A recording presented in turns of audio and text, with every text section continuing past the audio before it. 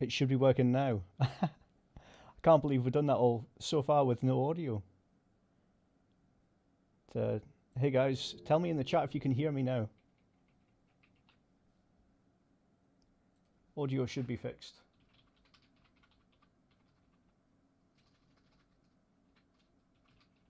Is the audio good?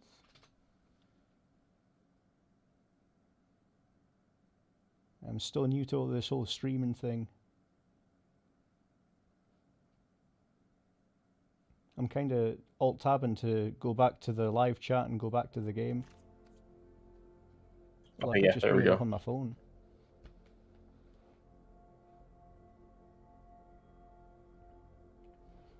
Ah.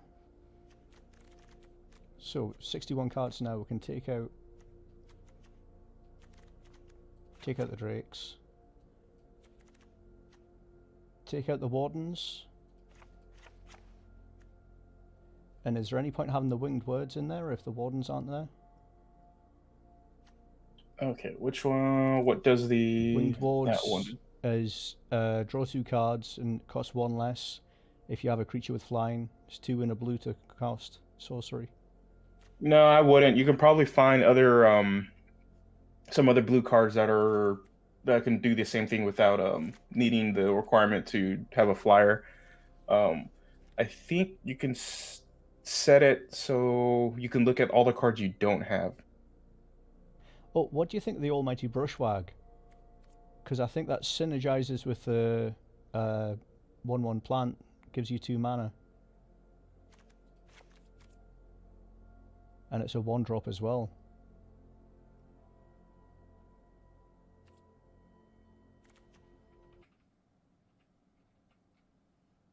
Hey, audio's working. I'm kind of juggling between 3 or 4 different things at the minute. Okay. He's fine. He plays more into an aggressive strategy, and then eventually you can just dump mana into him later. So like he's a good mana sink. Um, but let's see, you got Wind Reader Sphinx when you okay. Let's see. You might want to see you have 7 or 3 spots left open. What I'm not seeing in your deck is too much ramp. So I'll be honest with you, I don't have too much ramp in in what I've got unlocked. I've got Woodland okay. Mystic. That's Do you another green mana. have some let's see. How many like free wild cards or cards you can have to use the craft right now? Oh, that's a good question. Let's go into the Okay. craft. Okay. You can actually look on there right next to the coins where it says 650 to the left. There should be that little planeswalker symbol up to the top right. Oh yeah, Like you can hover over that and actually tells you how much stuff you can use to craft. 11 commons, 7 uncommons, 4 rares. Okay, that's actually pretty good. That means you could probably craft some stuff you need. Another big thing for tempo-y stall sort of control ramp decks, you might want to also consider just counter spells. Well, they're a classic. Would you Yeah, go for something like Annul? Or would you... null's fine. You might want something a little bit more broader though, because this one only it only hits target artifacts and champs. I don't really know what the meta or what it is online right now. I don't know how. I've Um, seen lots of enchantments as white enchantment decks. Red black is focused on equipment, so that might help. yeah, so doing like maybe 2 of those would be fine. Let's see. Opt is a good card. It's a cheap draw spell.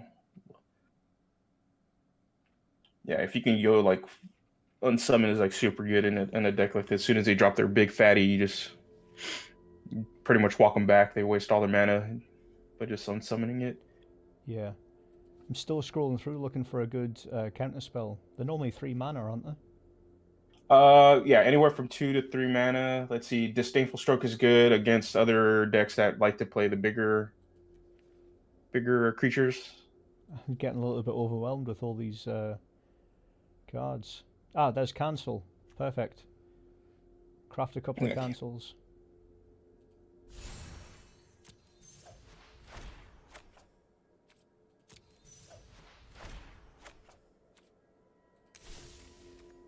Okay.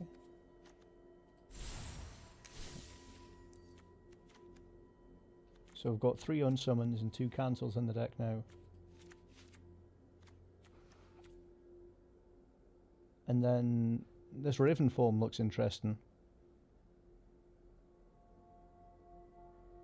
But it is just a sorcery.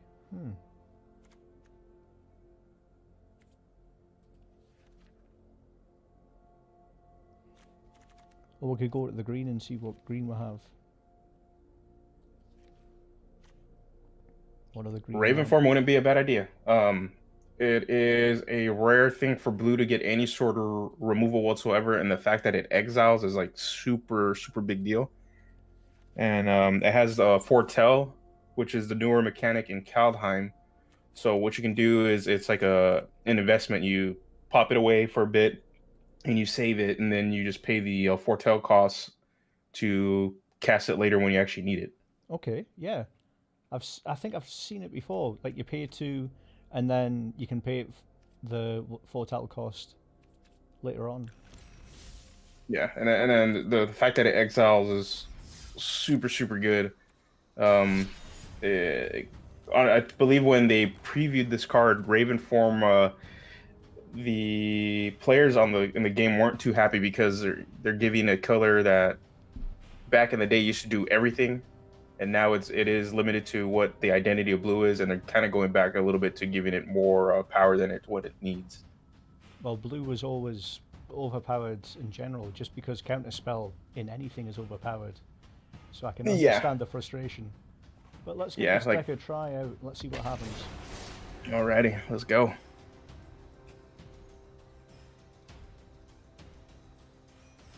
So how's chat getting on?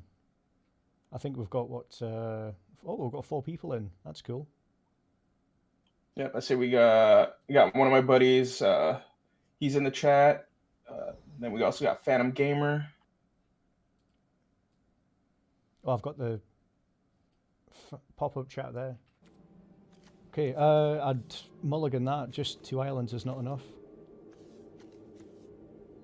And I thought I took Winged Words out. Must have forgot.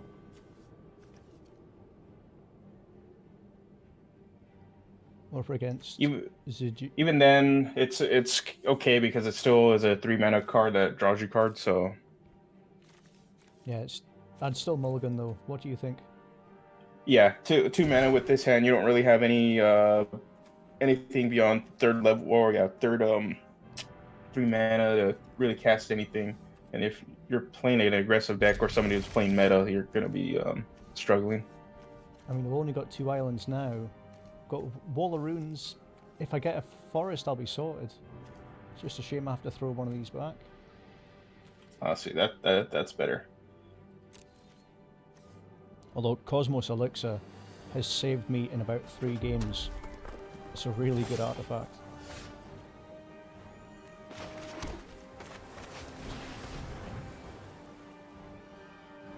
So they're playing red. So I'm just trying to think of the current games I've played. The most popular things have been white life gain with lots of black and white angels, and I would say black and red with the equipment. Yeah, I'm totally not familiar with the meta, but normally the way it goes is there's at least one big control deck, one big, and then a red aggro deck, and then some sort of mid-range decks that fall in between. It's kind of how it always rotates, and one of them is always dominant. I just know I stopped playing Arena around Eldraine, which was maybe I think a year or 2 ago, and it's because of all the banning and stuff, and it just made it really hard to keep up and like have your money investment in this. Well, that's the key thing. If you're playing it casually, it's okay, but if you start want to put money in, it's a massive money sink. But actually, I want to pick your brains. I've got a question. What sort of cards do you want to see in the Dungeons and Dragons module that's coming up soon for Magic? I think for me, more goblins because I like goblins, and I wouldn't care if they look like D&D ones or not. But obviously, there needs to be a Drizzt card. There has to be. Would There's that be no a way they black can't blue? do. I, it's definitely gonna be. Actually, I'm not familiar too much with the character, if so I don't know personality-wise what he is. But being a drow, I would assume they would probably make it black. But being an elf, maybe green. And then based off his personality and abilities, they probably throw in like maybe another color. Oh, I read that backwards. I just wasted rabid bite there. Just too busy listening to what you were saying.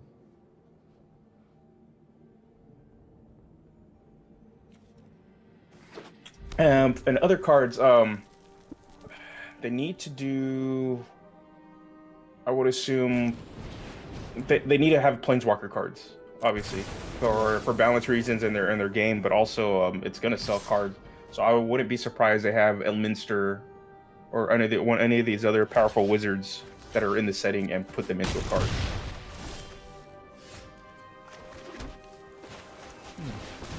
What do you think of Tiamat? That seems like a really good card if you had like 5 colors, really expensive. Yeah, honestly, I would see that probably. Oh, excuse me. What they'll probably do is every set that they've released so far, at least with this last 2 years, they've done a commander deck. So commander is different from any format that's on Arena. It's a 100-card deck, singleton, and it's based around a legendary creature. The legendary creature obviously has a certain color identity, and you can only use cards within that color identity in that deck. So, and it's a multiplayer format. So normally it's anywhere from 3 to 4 people, three people and up. You can play in this format, and I would assume they would put something like Tiamat as the face of a commander deck. I don't think we're going to win this one. I mean, we've got the cancel, but apart from that, there's nothing to deal with these guys. Oh yeah, no, they're being super aggressive. I would probably say block the Stormcaller and just eat the 5. Again, Cosmos Elixir saving the day. Yeah, I would just hold up the cancel. If he plays anything big, especially since he has that Chandra. Let's see, he's 1 mana away from casting that, so as soon as he tries to cast it, just countered away. Done and dusted. Alright, Antonio in the chat is saying he would want to see Vestiges of Divergence and the Wild Mother. Those are very big on the critical role end of that. Of the D&D sphere right now. Is Wild Mother specifically for Critical Role, or is it part of the overall Forgotten Realms or the Pantheon of Gods? Pretty much, Forgotten Realms eats up everything. So I know she's in the Forgotten Realms, but they also have other more prominent nature gods. So actually, going back to Drizzt, I could probably see him being green and black just because green synergizes with elves. Yeah, there's actually within the last 2 years, there's been a big push for a green-black elf theme and cohesiveness. So in Kaldheim, actually, the elf tribe that they put in there is green and black.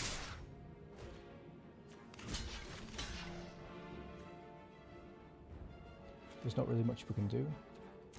I just gotta see. Wait. Also, another cards I would hope they do a Beholder card. That would be actually pretty cool. I'm wondering if they're gonna add new creature types just to help out with that. Unless they're gonna consider, I don't know if they will put an aberration creature type, or they'll just use like horror instead. I've got a feeling there'll be a Mimic card. I'm just not sure what to do with a Mimic. It'll probably be very similar to the Shapeshifter cards in the game so far. They'll probably come in as a copy of another creature. Or actually, if it's going to be a Mimic, they might have it only come in as a copy of like an artifact or enchantment. Yeah, I think we've lost this game.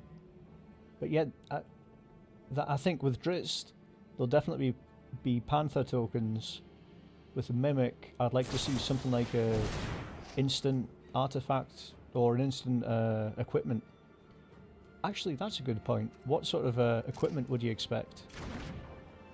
Oh, I'm gonna assume they're gonna pull everything from the D&D. So maybe a Rod of Power, Gauntlets of Overpower. I think we're gonna get some of the more iconic weapons and stuff from there. I wouldn't be surprised if they do a Sun Sword too. Flame Tongue Sword? That too, yeah. I'm assuming they're gonna do Dritz's weapons. Also, would make a lot more sense. Oh, what Yeah. about Mingst and Boo from Baldur's Gate? They're iconic. They're probably going to see a barbarian, red, white, something like that. Yeah, I would assume too. I just not sure how much they're going to stick with just Forgotten Realms, if they're going to do D&D as a whole, because it would actually be pretty cool if they do like some Ravenloft Strahd cards. They can pull for so much of what they've printed, but I think to stay on theme and stuff, they probably would just stick with Forgotten Realms and stick with Baldur's Gate and Waterdeep and characters from pretty much their main cities. Well, you guys ready to open some cards? I don't know what it's like on the stream if I've lost yet, but I've got the cards open here. 6 decks. Right, let's go for the first deck. First pack of Yeah, cards. and then Antonio in the chat saying he would like to see a Illithid or Mind Flayer card. That would actually be pretty cool. Oh, back in the day, I forget which block of Magic it was, but it was like a... The symbol was like a circle, like a gong. I think it was around 2002, 2003. They done Illithid Mind Flayer style things. Cephalids, I think they were called. Okay, I know which cards you're talking about. Yeah, they had that pretty much. Yeah, they look like Mind Flayers, and I believe their whole mechanic was whenever they did a combat damage to a player, they did something. I think it was discard cards. And there was catacombs as well. There was like really powerful lands they had. Pyre Heroes, I've already got that. I think it would. I think it synergizes with the blue cards that are changelings, but apart from that, I can't see much use for Pyre of Heroes. It's going to be very good in any tribal deck. There used to be a competitive deck in the modern format, which this does not allow for a lot of older cards. It cuts off at a certain point.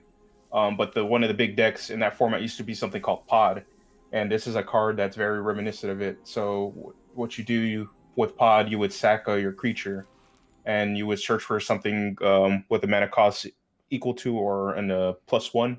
So you would move up this chain to pretty much do a combo. That's normally it was either Infinite Life combo was one of the versions of it. Another one was like Infinite Creatures, and Oh, it's just a whole you. Sorry, I just got excited there. I just picked up a Toski. It's like a green 1/1 indestructible thing. I'll show you once we've opened all the packs up. But yeah, that's fantastic. Sorry, what were you saying? Okay, well this pod deck, pretty much it's a toolbox deck. So that's what that Pyre of Heroes reminded me of. It's pretty much it's kind of going back to that without creating a broken one, because pod decks used to like run that format for a while. So we've got some red removal. Fearless Liberator. Oh yeah, the red's got like a theme of dwarves and tokens as well. And Colossal Plough.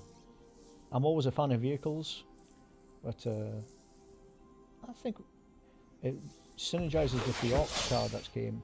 Oh, we were talking about elves earlier. Elvish Warmaster, 2/2. Whenever an elf enters the battlefield, create a 1/1 creature token. And when you hit 7 mana, that's a game over. That's a win condition there. What do you think of Elvish Warmaster? Oh, there it's finally a couple on my screen. Yeah, no, this is a good solid 2 drop for the elf tribe. Pretty much, yeah. The way the best trigger the only triggers once per turn. Okay, that's why I was like, okay, you can't break it because I was like, okay, you just slowly funnel in elves one at a time so you can trigger it, but they limited that so you just don't spam. No, he's good. I'm just surprised he gives death touch, but that's still actually really good. You can go for an aggressive play and swing all out and pretty much take out whatever your opponent has on the field. I'm not sure if it's Kaldheim, but I did see a green card that said it gives creatures death touch, and whenever something with death touch causes damage, it gives you 2 poison tokens as well. Which Oh two yeah, poison that's tokens is ridiculous. yeah, that is Kaldheim. That was a mono green legendary, and I kind of wish he was green and black because I want to make a death touch deck for commander. So Great Yeah, Hall of Stranheim. yeah. Oh, it's Antonio good. is my buddy, my real life buddy. He and I play Magic fairly regularly. We play the commander format, and yeah, he runs him in his elf ball deck, which is like an elf tribal deck that kind of ramps and just plays a bunch of big creatures after you put all your elves into play. Antonio said Toski, that's the name. The King's Squirrel. Yeah. What I like about this Kaldheim set is that it does a really good job of really nailing the flavor of the Norse myth, what we've kind of seen in popular culture. I'm not too familiar with it outside of what I've seen on pretty much your TV, your comics, and movies and stuff.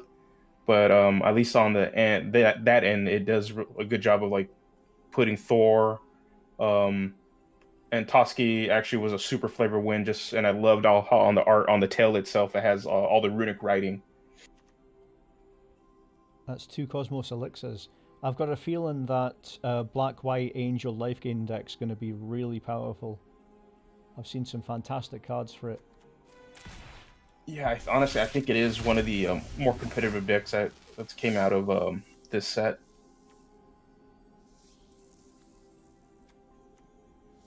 So, Avalanche Caller.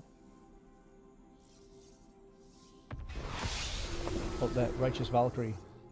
I think I've got enough cards to make a full mono white heal and angel deck. To maybe save that for a different stream. I would probably try that, and maybe do like a life game white black angel deck. That'd actually be really solid. It would really hurt a lot of aggressive decks because they can't compete with the life game. Okay, how about this? We quickly go into the collection just so I can read Totsky. Go for it. There he is, Bearer of Secrets. 1/1 indestructible for 4. Spell can't be countered.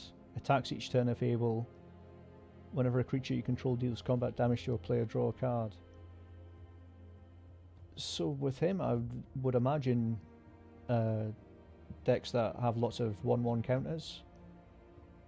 And maybe, I forget the name of it, the Monstrous Growth, that sort of thing. Yeah, I can see that. Like my brain when I see this stuff, I like automatically think commander because that's like the main format I play. So when I see this kind of card, I'm like, okay, well, this is perfect for Voltron style decks. So you just pile on all your enchantments, equipment, and any other buffs on him, and just so you can just start whacking away at your enemies, taking them out as fast as possible.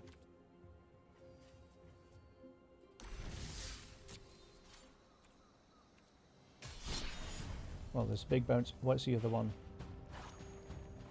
Yeah, this is a deck I wanted to try out. Before I do though, I think I'm just going to add that second, where is it? That second Cosmos Elixir to it. I mean, you'd be crazy not to run at least one of these in every deck. It's good.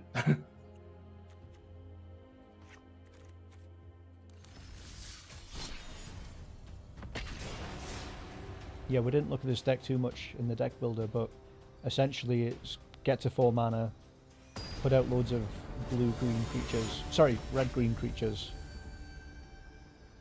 and hopefully overwhelm them. I think you'd call it like a mid-tempo? It's probably like a more aggressive mid-rangey deck. Red green tends to be lean that way. They're very pair together a very aggressive color pair.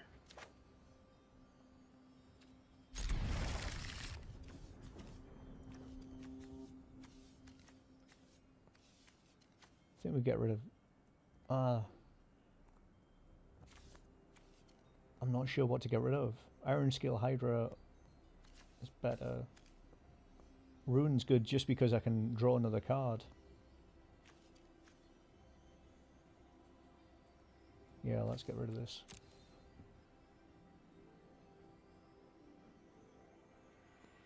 Yeah, this looks like a really good opening hand, actually.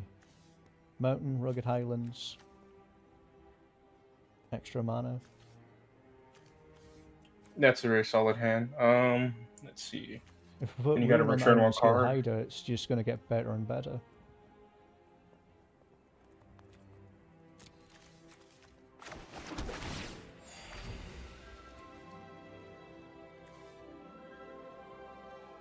And are you on? Okay, they're on the play. Or actually, you're on the play. Yeah, I took a couple... Oh no. This is going to be one of those decks that have all the... what are they called again? No, my mind's gone blank. Essentially, it's one of each colour. And then it gets the big tree at the end and summons all the gods. Okay. Like I just pulled up like see what the metagame is all about right now, and I don't think they've updated for what's going on currently in the. There's a lot of old data that's still showing up.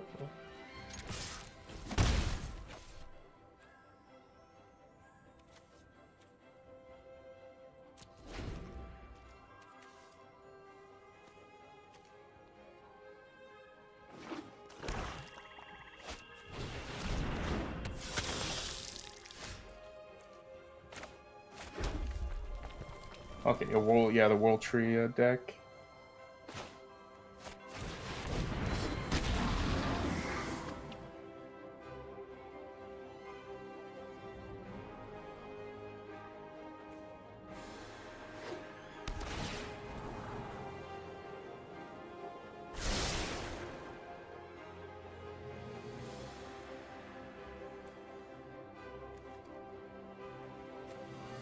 Let's see if we get 5 lands. We get enough might on this Hydra.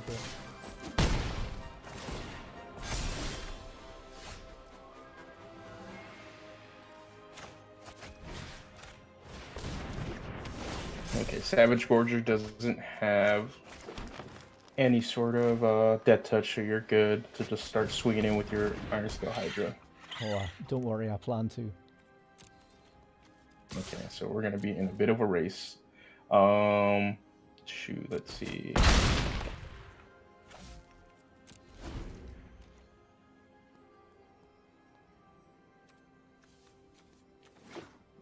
So we've got 7 mana open, so Primal Might. We can turn that into a 12/12.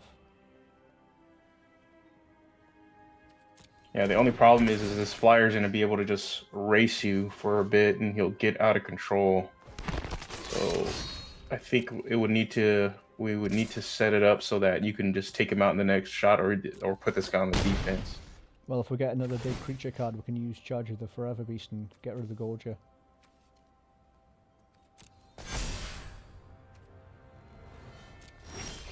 I have no clue what this guy's trying to do. I think... Okay, it's looking like it's gonna be more of a...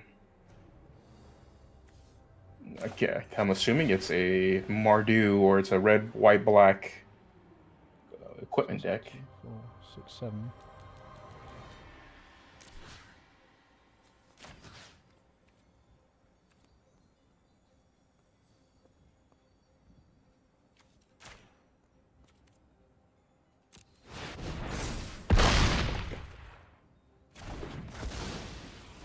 Oh, cool. Then it's gonna fight, so you're gonna be able to actually take out this big guy up the top.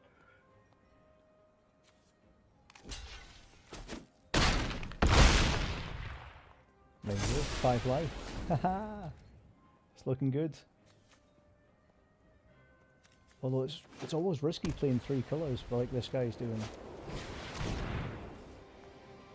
It really depends on the format.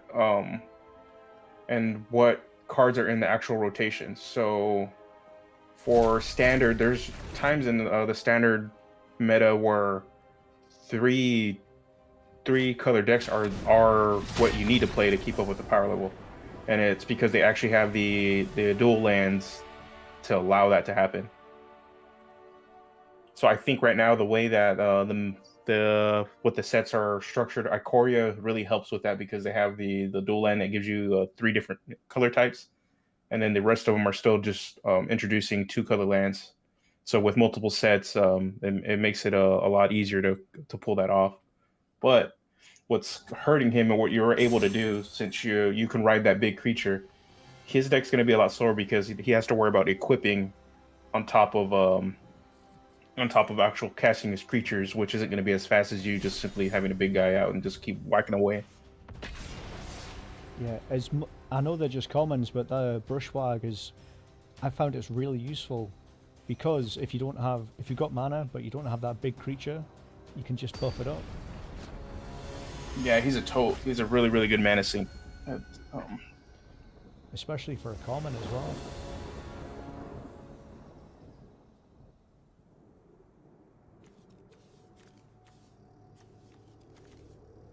So what I'm looking at now is 2 Rugged Highlands and Caryatid, the mana guy. Is it worth keeping that? Let's see. Technically, 2 Rugged it's Highlands. 3 mana. I would say, yeah, you're gonna get off to a slow start, but let's see. You have Illison, Caryatid, you have Leafkin, Avenger, and then you have Rampart Smasher. So the way that's set up, you should be able to at least hopefully draw into a couple more lands, so you don't always have everything coming in tap. But you'll be able to hit everything and play everything, so that's still a decent hand.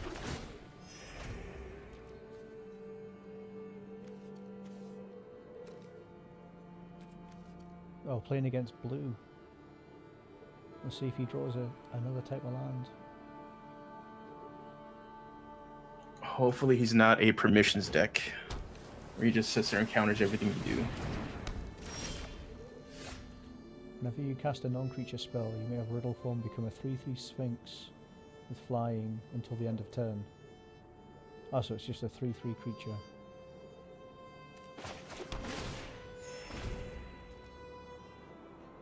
We can work around that.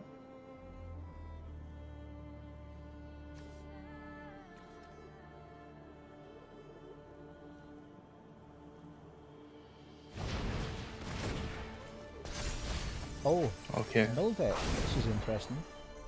And he just milled my only copy of Broken Wings. So I'm wondering what this guy is trying to play with Riddle Form. I haven't seen anything like that. I'm assuming it's going to be just a heavy spell deck.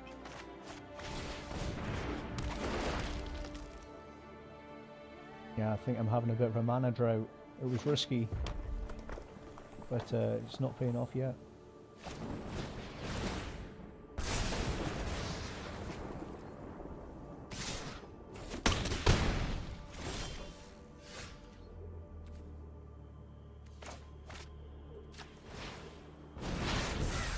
Yeah, him hitting those 4 cards on that mill and getting 2 land cards out of there was not good. It'll be fine, don't worry. I've got faith. Got faith we're gonna draw a Highland Forest. Okay, he's playing a blue red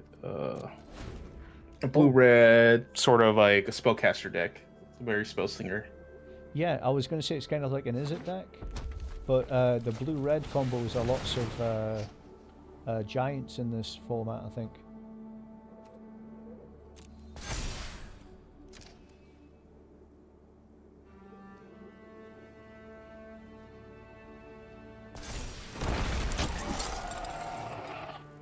What do you think of this Forbidden Friendship card? Because I've seen it a few times. Like, a lot of people are using it.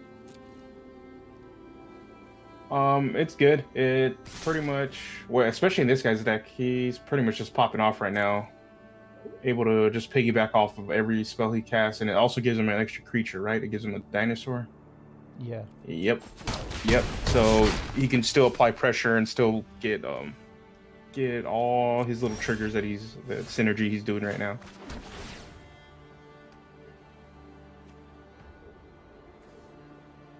Yeah, I think the deck's just too slow with the cards I've drawn. He got a really good rip on that mill.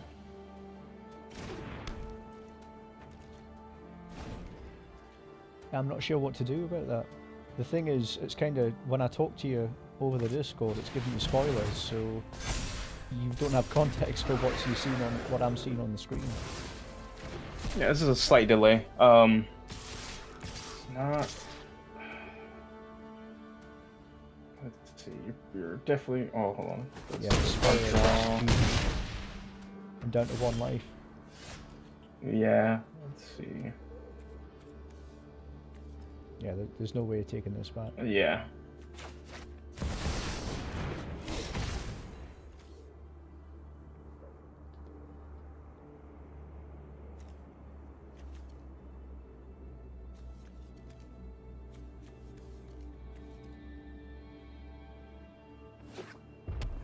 Yeah, having that mill really set us back, because at least we would have been able to get a couple of land cards and maybe would have been able to put some of these creatures into play to stall him out.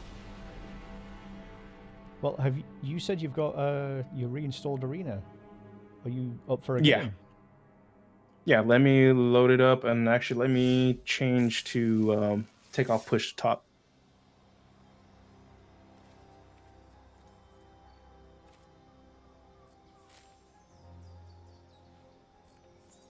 Okay, how about this? How about we have one more game while you're loading up, and then after this, we can try and fight against each other. All right, sounds good.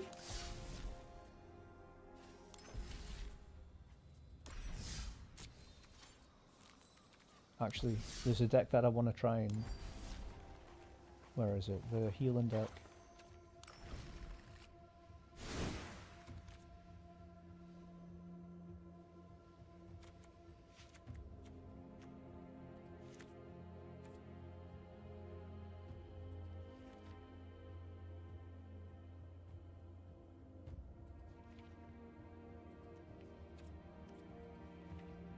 Just going to edit this deck a little bit.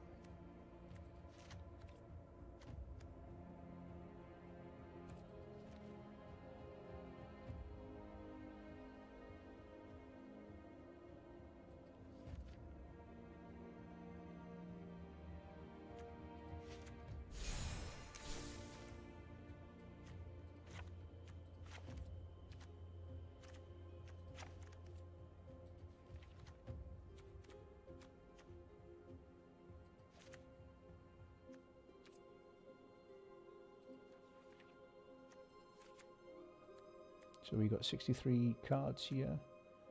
What am I going to take out?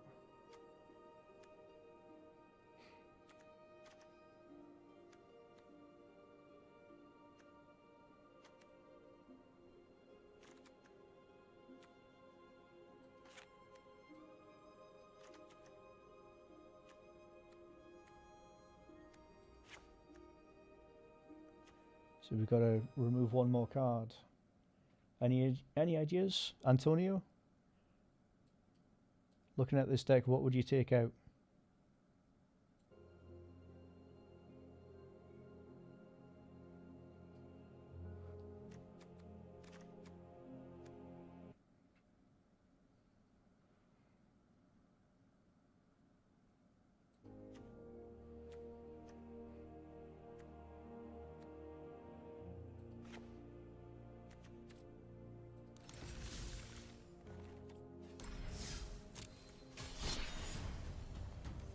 Well, let's try out this healing deck then. No idea how it's going to work out, but no harm with auto play testing. And we're up against Villain, whoever that is. Looks like a good starting hand, 3 planes.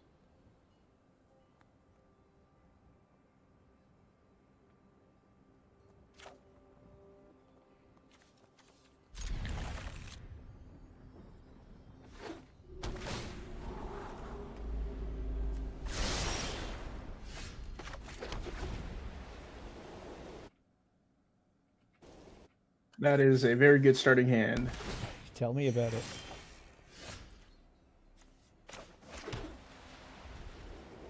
Oh, this guy is fantastic. Especially when you start equipping things.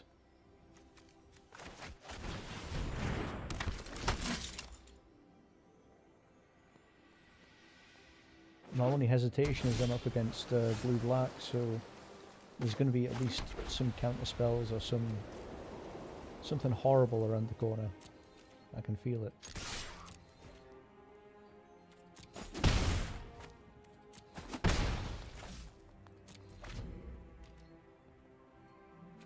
So we got 4 planes up, so at least we got Cosmos Elixir coming out.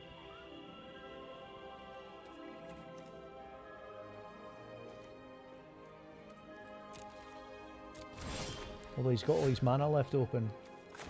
Should I try something smaller first? Out of the 3-4 drops. The one I'm least excited about is Leaning Wall Leader, so I'm probably going to try that first.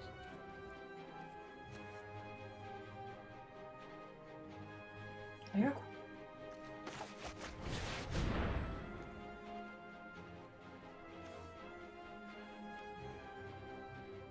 Or is he going to counter it? Oh, let it ride. Fantastic.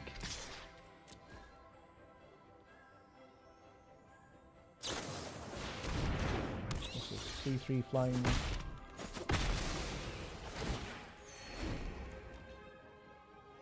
Oh, yeah, I want to get rid of that as soon as possible.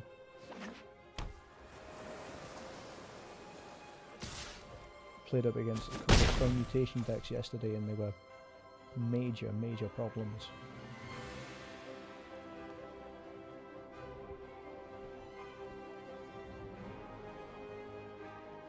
That's the thing when you're playing against blue decks and they've left mana open, you're just scared to put anything out on the field.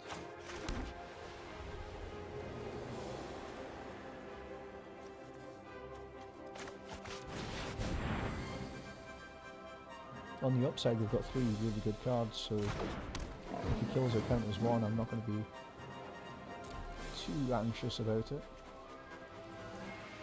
Yeah, I'm not familiar with this blue-black Demir mutate deck. This actually is pretty interesting. What's scary though is that he's in my brother loves this color pair. This is like his favorite thing. It's counter kill. That's pretty much what these colors are designed to do. So it's kind of scary that he has mana up and he's and you're able to play creatures though, which is kind of telling. If he has mana up and playing creatures, he might not have the counters.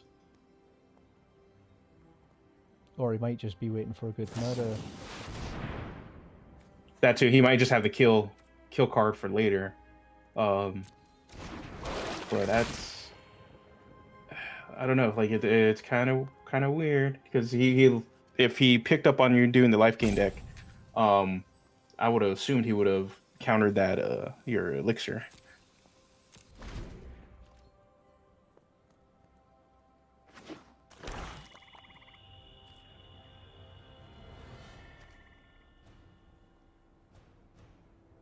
Now all we need to do is draw a couple of enchantments. There's not many in the deck, but that'll help get the ball rolling.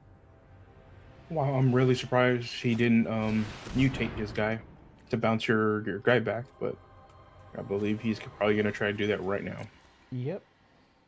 Chittering Harvester. Doesn't need to bounce him, you can just kill it.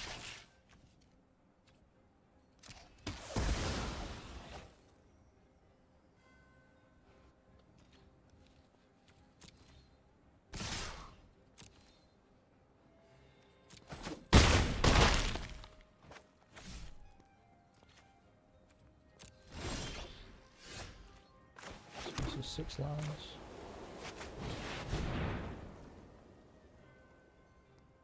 He's only got 1 mana open, so it's not going to counter anything.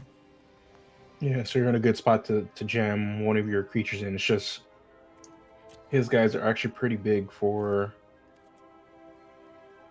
deal with. We've still got the instant card, so we can at least get rid of the Pounce and Show Shark.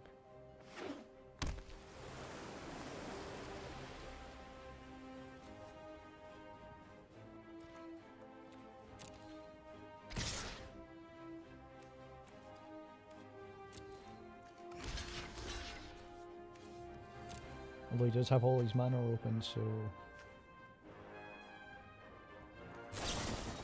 There you go.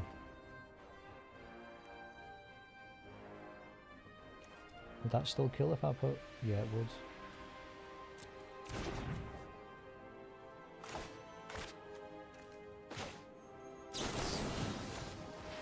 Well, that's going to save its life at least. With Inspiring Commander. And 2 white cat creature tokens. That's a good combo. See what we can draw.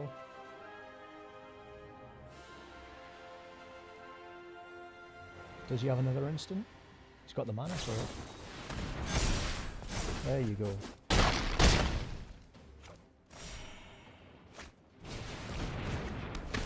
Oh, what is this? Divide cards into piles.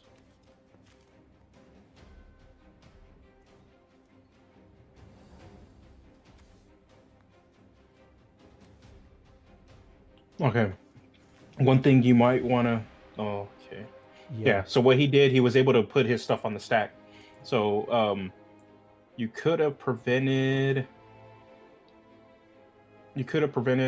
some stuff and actually killed off his guy. Just make sure not to okay and let his stuff resolve, especially you have an instant like that, because with that instant you could have gave your guy hexproof and indestructible, which you ended up doing afterwards. But you would have been able to prevent him from lowering the on his first spell, lowering your guy's attack, so you would have been able to kill off his creature. I think that's only for equipped creatures. No, you had an instant. Yeah, so it's mainly interacting with the stack. So there's a little timer, a time frame you can do. So he casted that spell to hit your guy, but instead of confirming it and letting it go through, you can react with your own card to prevent any of his, or pretty much to kind of cancel out what he was trying to do. No, because Karamex's Blessing is really good. It's only +2/+2, and then if the creature's enchanted or equipped, it can Oh, okay. That's kind of lame. Oh yeah, because that hexproof would have done it.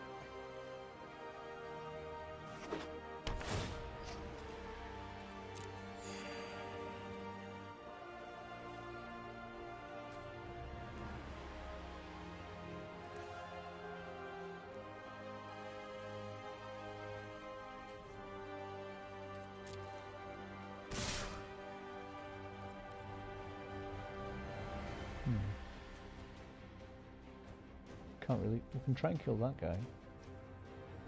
Oh no, he's got menace. We can't even kill him. I think we're just gonna have to eat the damage. We've got the life for it, so why not? Yeah, you're still in a really good position because he can't. He's only riding these 2 creatures. He doesn't really have. He's not playing a lot of other stuff. The only thing you got to worry about is getting around that kill spell that he has up. Yeah, as long as I don't put something like... Oh. If I put Impassioned Orator down, it's just going to die straight away. Just going to play Revitalize, just see what I can draw. That's another land. It's not the best, but...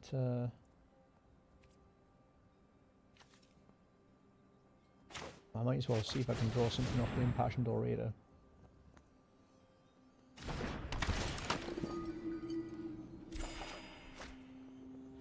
Oh, we're getting... What's the phrase? Mana flooded now?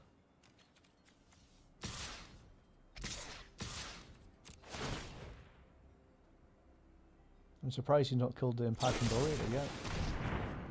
There you go.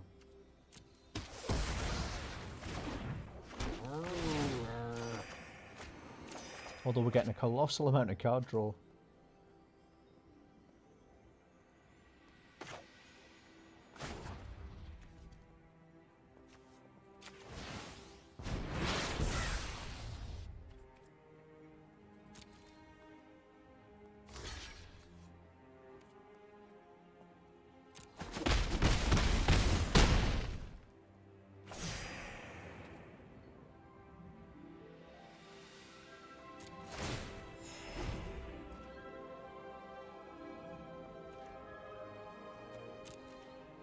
Let's see what this guy's going to do now. Just swinging with everything. Can't really do anything to defend, can you?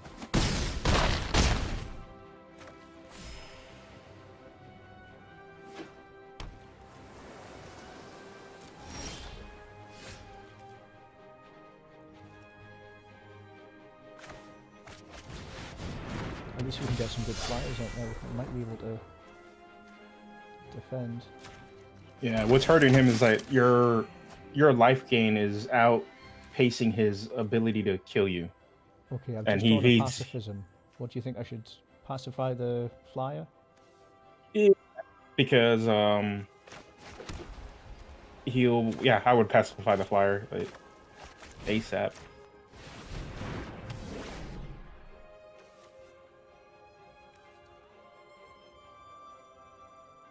No. This Leonin war leader is doing work. Like he can't keep up with it. All these little 1/1s gaining new life every time. And draw me cards.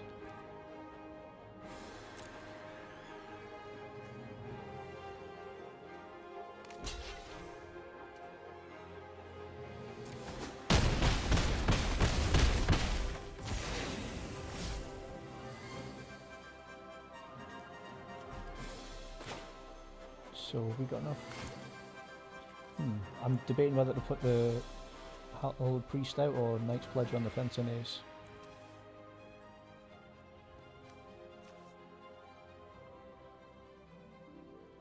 Although we've got 3 mana, so the Angel would be more mana efficient.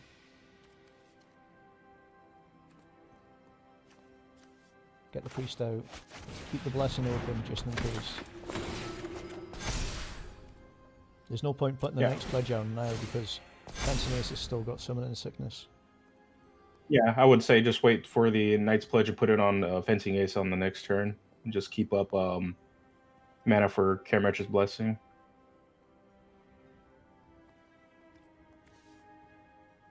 Though the way this is going, I might actually get a chance to trigger Angel of Vitality. Make it a 4/4.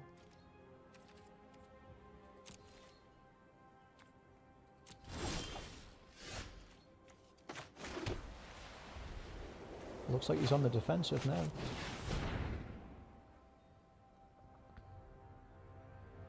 Yeah, that War Leader and Inspiring Commander combo has just thrown me so many cards. Yep, and they're getting so much life that...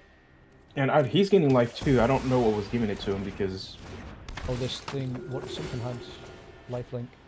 Bouncing Shore Shark. Well, I've just thought of something really dirty. I'm tempted to put the second Knight's Pledge on the Fencing Ace, but we need to divide our threats.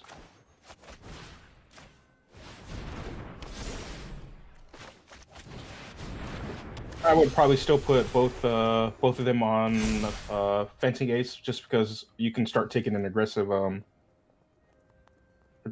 in this and force him to start blocking with all his big features. Because he has to answer that. What now could be a 5/5. If you were to put the Knight's Pledge on the second one on the Fencing Ace, it would have been a 5/5 double strike.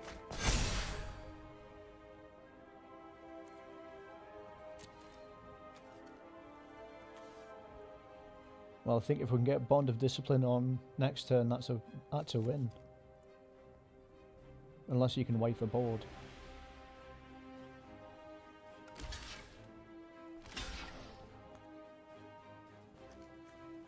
I do know in the most recent deck there is a black card that kills everything. I think it's 5 mana and Foretell.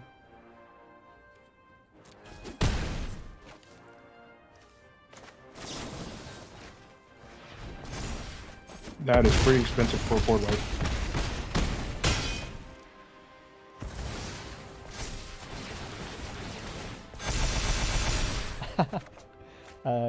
And that's the Hallow Priest at a 12/12 now. Yep. Yeah,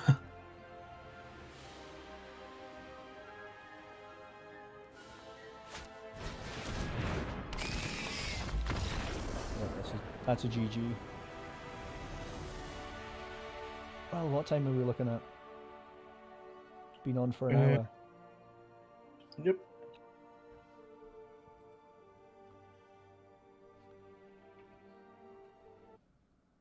So, Antonio, if you're still here, what do you think of that healing deck?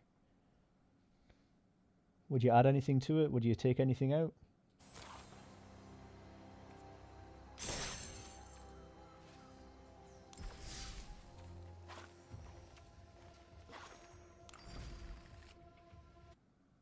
Let's have a look at this deck.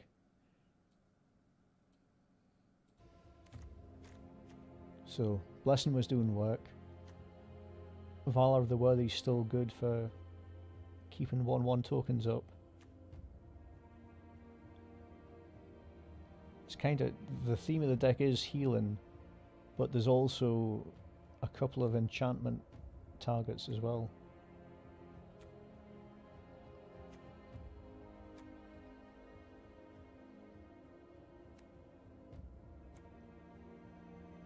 All right, I'm gonna shoot you my friend tag on Arena. Okay. Okay. So I just sent you a message on Discord. Okay, let me just get this You open. can add me on there, and I believe we can use that to. Oh, hold on, I be want to try able- something out on the stream. I'm going to put the pause screen up. I don't know if this is going to work or not. Okay. The novelty's not worn off on me yet, so... Yeah, Antonio's not keen on life gain decks. He likes decks with infect. What's Infect? I'm not familiar with that mechanic. Infect is an older mechanic which is similar to poison. So what it does is you get pretty much you get 10 infect or poison counters and you automatically lose. So it cuts the game very, very short. And it was a mechanic that was introduced in New Phyrexia,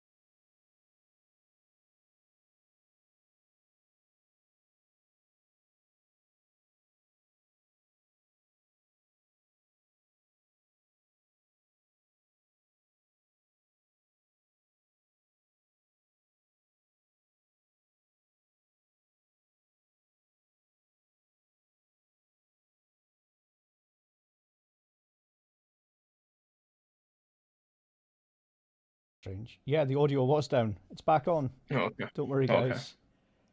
I think it's when I switched over to the pause screen. For some reason, it muted the desktop audio. Okay. And So I'm probably aging myself here, but back when I was a kid, the first time I played Magic was the starter set for 7th edition.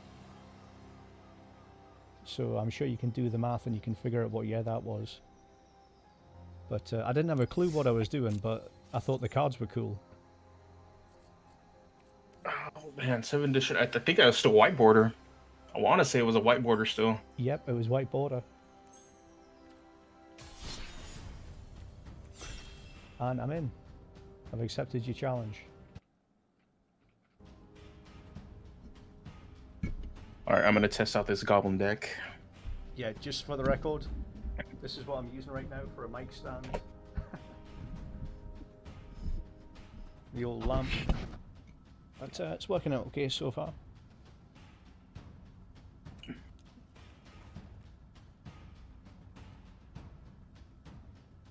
Just to be clear, not all my decks are infected. My mono red Chandra deck has no infect. It will have infect soon, guarantee. That's kind of intimidating, but okay. Yeah, I know he will put infect in there somewhere.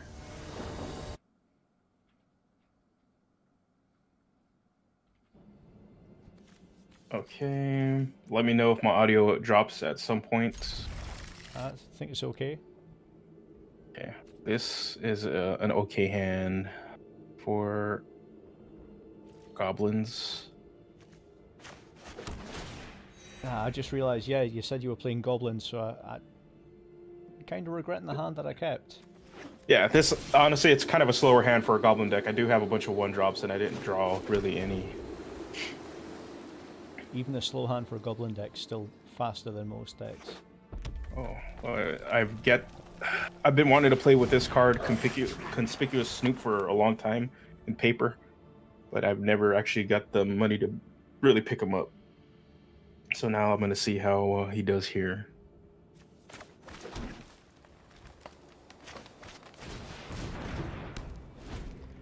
It's looking good for me so far. Although that Conspicuous Snoop. Oh, I can see the top of your deck as well. It's not just for you. Oh. Yeah, pretty much. I get free goblins off of this. All right, so we're gonna go in for 2.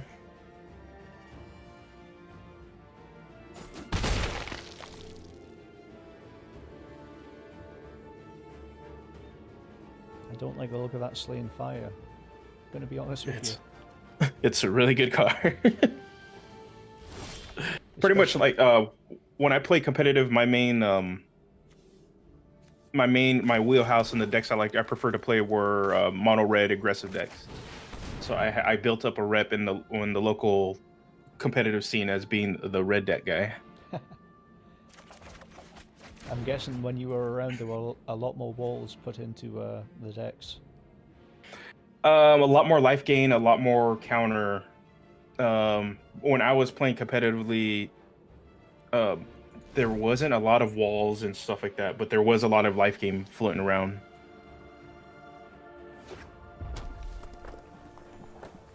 All right, we're gonna cast this guy, who is an arena exclusive. I actually want them to print this in paper because there's a goblin deck I want to build. Yeah, but for a forward block, there are better goblin cards than that. Oh yeah, but for commander, having goblins that just create other goblins is always a good thing. Oh, you got a Snoop card? David, I need to figure out like what card I want for a commander to build a goblin deck. Okay, you're not gonna like this one, Rich. Oh, yeah, I can see it. Slaying Fire, don't worry. Oh no, this guy's not a goblin, but he's really good in red aggressive decks. So he just adds 2 additional damage to any red source I do. So all my team here will be able to They've attack basically into. got +2/+2. Yeah.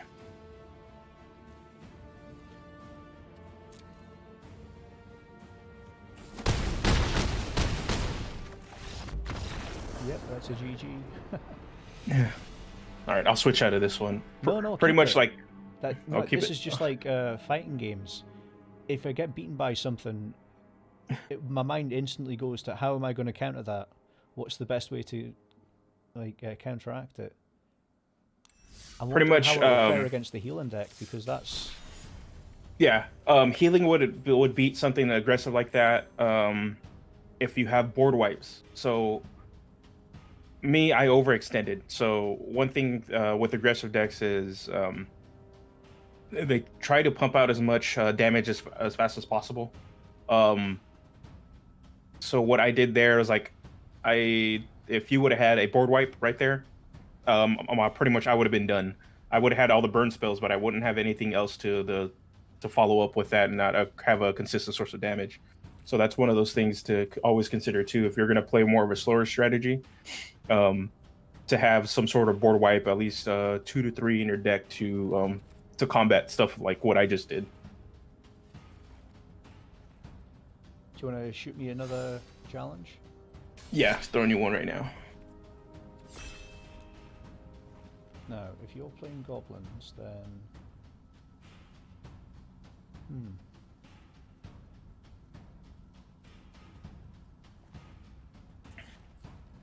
okay, we'll try this out. I'm not sure how good it is, but we'll see what we can do. I think this was just a deck that I started making, but I didn't really refine.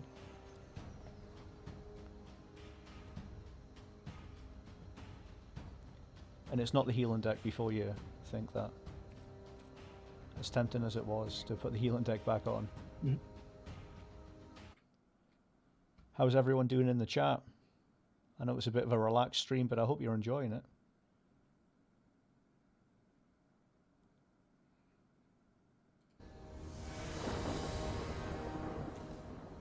Okay, this is actually a way more aggressive hand than last time.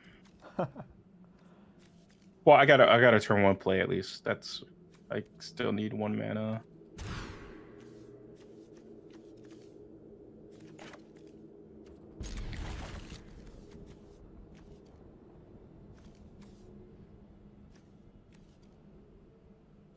Oh, these are all good cards. I don't know which one to throw away.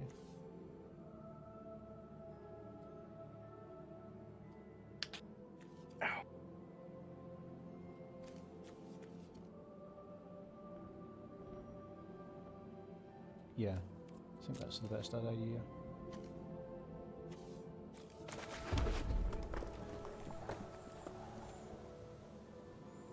Let's see this aggressive hand then.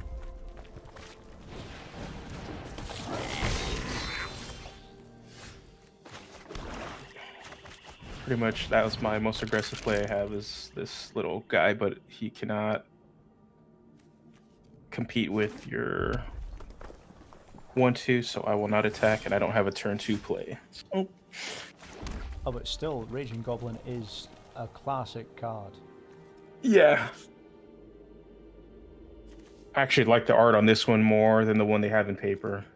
The one in paper is like a really old school art with this really weird looking goblin with a big old battle axe.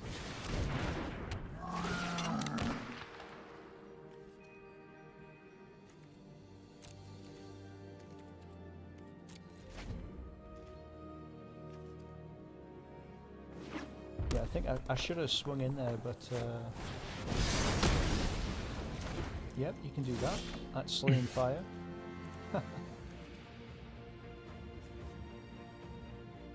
Okay, if you do that, I think this is probably the best play. Blood Aspirant. Okay. What do you do? Whenever. Okay. So. Okay. At least it synergizes with the skeleton. The gang leader in, and I will not attack.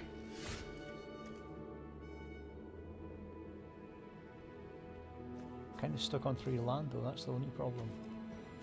I'm actually kind of flooding right now, which is not a good thing in red decks, so. Not at all.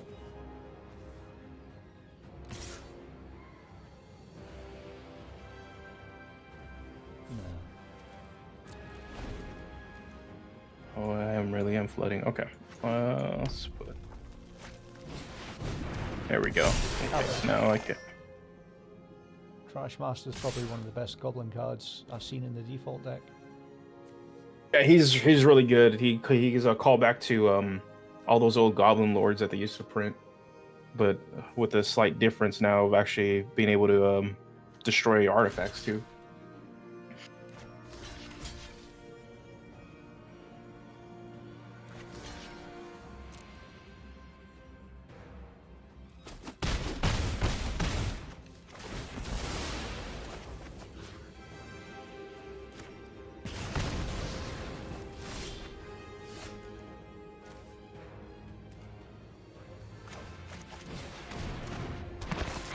I think the main problem with the Blood Aspirant is you need 2 mana open just to activate his ability.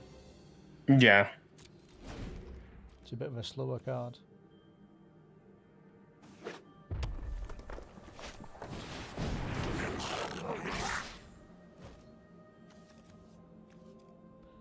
Oh, I don't trust that. You've got 3 mana open, 2 cards. You're attacking with the Taskmaster.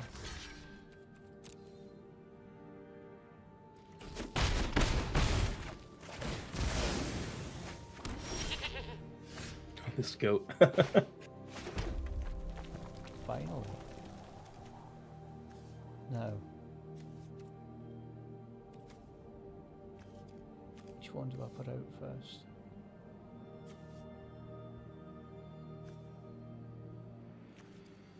Yeah, this guy's going.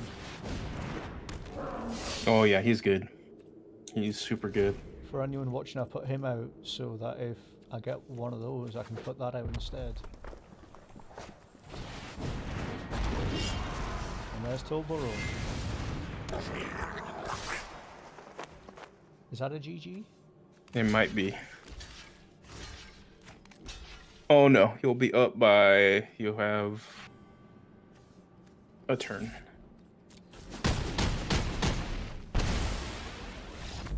Nah, there's no way I could have came Yeah. back from that. Yeah. Torbran is just a really good red card. Every once in a while they throw a red a bone and give him like a really good high end drop. And they actually did that with Eldraine. Cool. Before we have another game, I just want to open this pack that I earned real quick. Go for it. So we have got a common wild card, uncommon wild card. Breakneck Berserker, a 3/2 haste for 3. Dwarf Berserker. Demon Bull. 2 and a red instant. Deals 4 damage to target creature or planeswalker. But it's got a foretell of 1. Red. Algry Raven. Ice-Eyed Troll. Icebind Pillar. Oh, that's a good artifact. And I picked up a legendary Goldspan Dragon. 3 and 2 red for a 4/4 flying haste. That is a super good card. Especially when you've got multiple mana needed. I can see that working in a lot of powerful decks. Yeah, in Constructed, I'm not so sure if it's gonna see play, but I don't know the metagame to know. Because it is a 4/4 flying haste. The fact that it's a 5-drop that has flying and haste is a big deal. But for formats like Commander, colors like red, white, and black don't really have access to really good mana production, and blue also, excuse me. So the fact that these treasure tokens kind of fill in that gap for those colors, and it also makes treasure tokens create double the mana than they normally would. So that card is just really good. I've been trying to get a copy in paper for a while, but I spend all my money on YouTube stuff, and so Any YouTube stuff you want to share with us? YouTube stuff. Oh well, it's mainly like either equipment or like just D&D books. Like Magic and D&D are like my two hobby passions. So I still prefer D&D more than Magic. I like the collaborative effort more than the competitive in with Magic. But every once in a while, you get the itch to kind of just like want to play something competitive, and that Magic scratches that.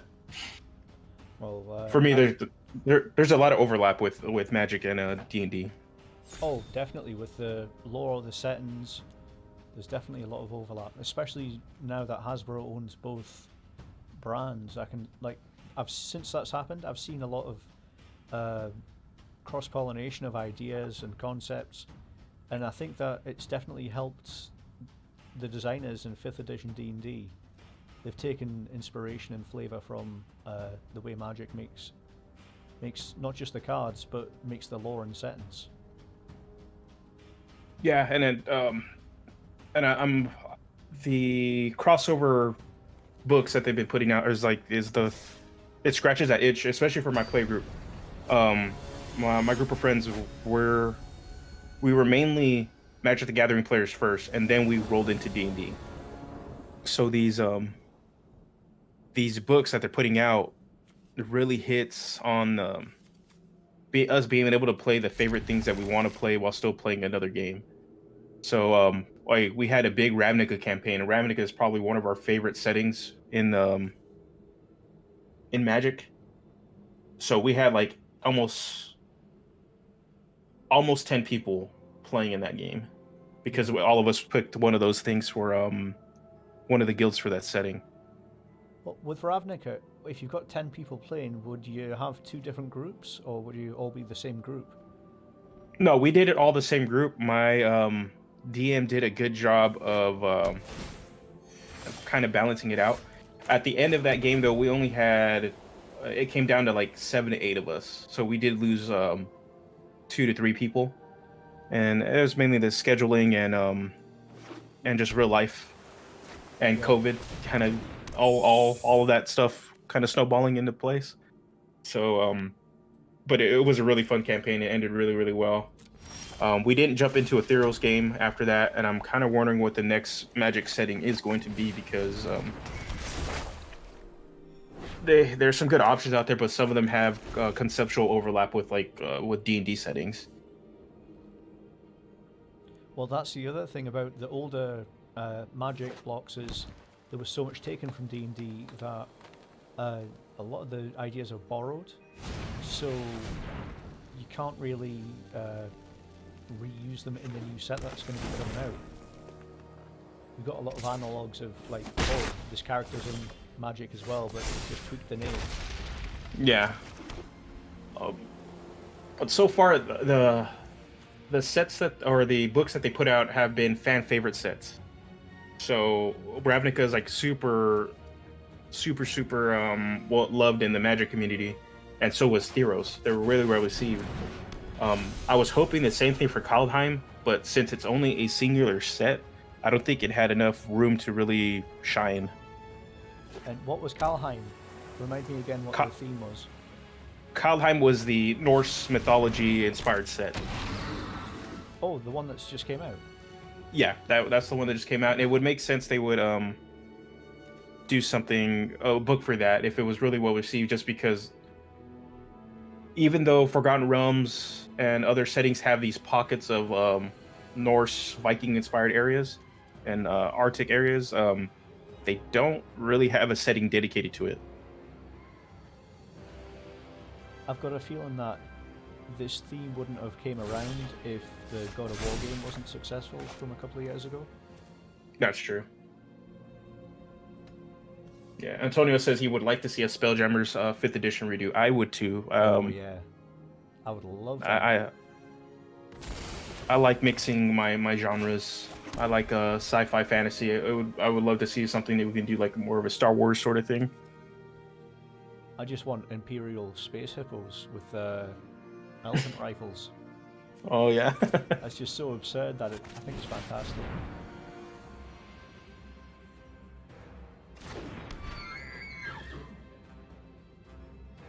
I think that would be the game I would probably play GIF. That'd probably like the most fitting thing. I was never a fan of them until Baldur's Gate 3 made that an option. Yeah, the thing is with Baldur's Gate 3, I want to play it, but I trust Larian Studios enough to wait until they've finished and polished it. Do you know what I mean? I'm not going to Yeah. be jumping in first thing just for the sake of getting it.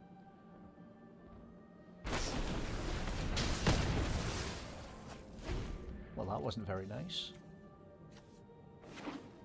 And I don't like the beanstalker giant we've got there as well.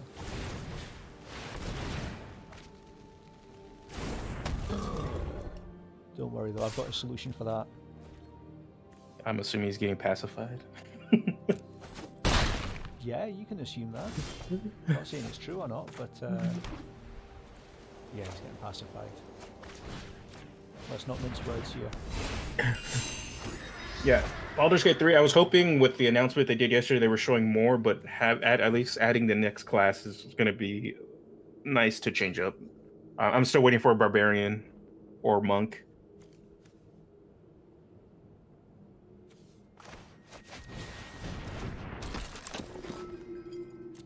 I know it's a bit late into the game, but can I just say, a green-blue for a 2/2 flyer that has mana options is ridiculous. Oh yeah, And that's it's only really an good for. uncommon. Yeah, it's really good for a what it's called a mana dork.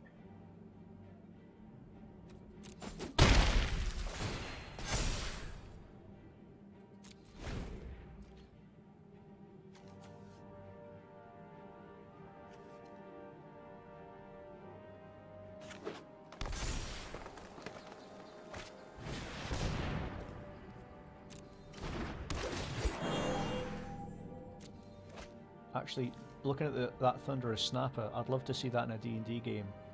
Like, I'd say a level 6 enemy to fight against. Oh yeah, put it in what kind of area? They have it in a swamp area, but I don't. Our turtles aren't normally in a swamp. I would.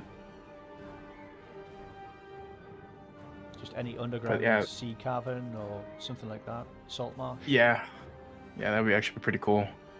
Pretty scary, deadly, high AC, multiple attacks. Are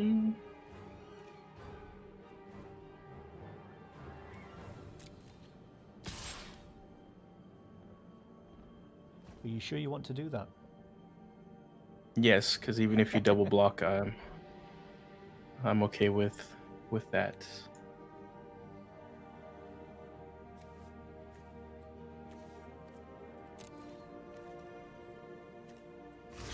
Yeah, gonna double block, but it's not what you're thinking.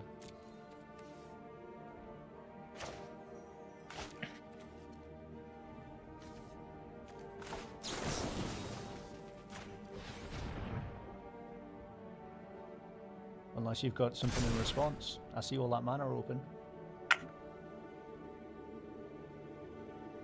No, I'm fine. Because I want to kill that life gain guy right there.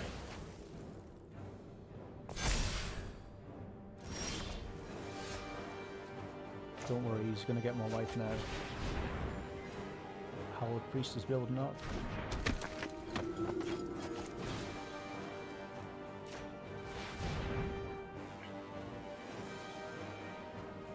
So that'll be a +3/+3. Yep. Yep.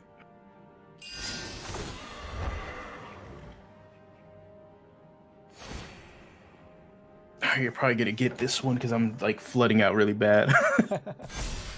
Well, when you get Howled Priest and Passion Orator out, it's always a good combo. Yeah. Okay, yep, not gonna be able to block with that. Alright.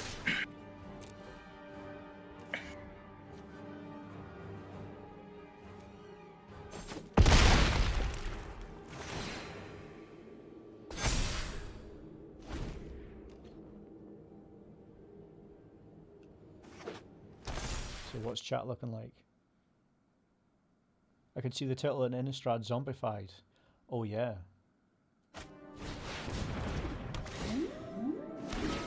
Yeah, pretty much that should give you the game. Yeah, definitely got the game. But still, Yeah. I like that whale creature.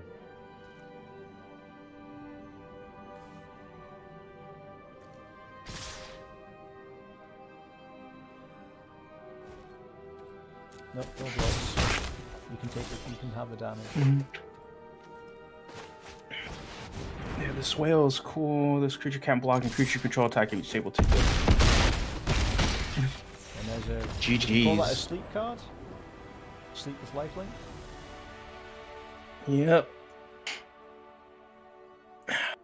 There's already changes I would make to this green deck. I was like, yeah, you need to get rid of that whale. While it's cool, it's not necessarily the play. I think if you're going to play that whale, how would you? What sort of deck would you use the whale in? Something with a lot of removal, so when it does hit the ground, there's lots of there's not a lot of creatures on the opposite side. Honestly, I probably wouldn't use it at all. Or you could pair it with that. There's those black enchantments that whenever they attack you or a planeswalker, that they get burned for 1 and you gain life 2. Like there's a couple of those black enchantments, but I probably wouldn't play it at all. Just because you want to be more in control of the actual flow of combat, and that actually takes that away from you. Because it gives them an extra creature, so they get an extra body, and then they're forced to attack with everything they have. So it's not a really good thing. Okay, now I'm looking through these decks, and I'm seeing. Now I know where all these those players you're playing are using to play, like the mutation Dimir deck that I didn't see, and that is a deck. Let's have a look at this mutation deck. See what's in it. Rookie mistake.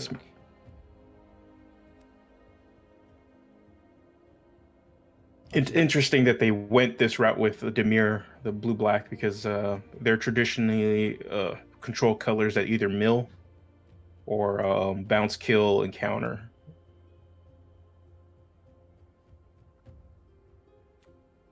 And they have a bit of the bounce, kill, and counter. It's just they're okay. I know what they're trying to do. They're using mutate. It's they're trying to make this a temple deck. So temple decks, they have one creature to kind of protect it and just try to wipe away everything else that gets in the way. Okay. So that's what I think they're trying to do, and it makes sense, especially with the mutate, because you're just going to put one of your creatures down, and then you just keep stacking these mutate abilities on top of it. And you've got Artist, Oracle of Half-Truths. That was the Menace card I was fighting against before. Yeah, and he's good, and he'd probably be like a good mutate target. So you play him, get your one effect on him, since he already has Menace. You start putting on all these other mutate cards on top of him. It's so strange to see a shark with bear claws on it. Yeah, Corded is a really cool shark stuff. Tornado card somewhere. I'm not sure where it is, but I know it was a blue card. Yeah, that card was actually worth some cash on Paper Magic, and there was a deck built around it during the competitive scene. I don't know how competitive it is now.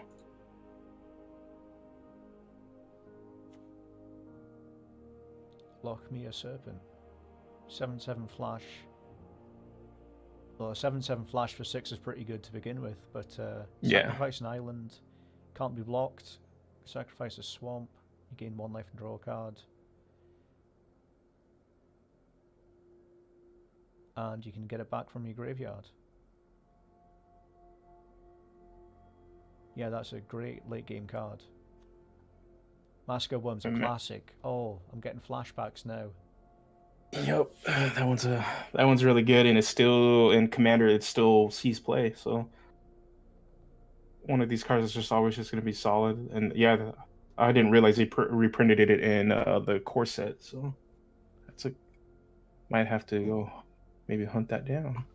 Now let me think. The Mask of Worm deck, I remember it was black, green, and it had 2 Mask of Worms. There was a way to. I don't know why there was 2, because it's not legendary, so you can play multiple. For some reason, I thought it was like duplication in the deck. Yeah, most likely they probably had multiple in the deck just so they can guarantee to draw it when they need it.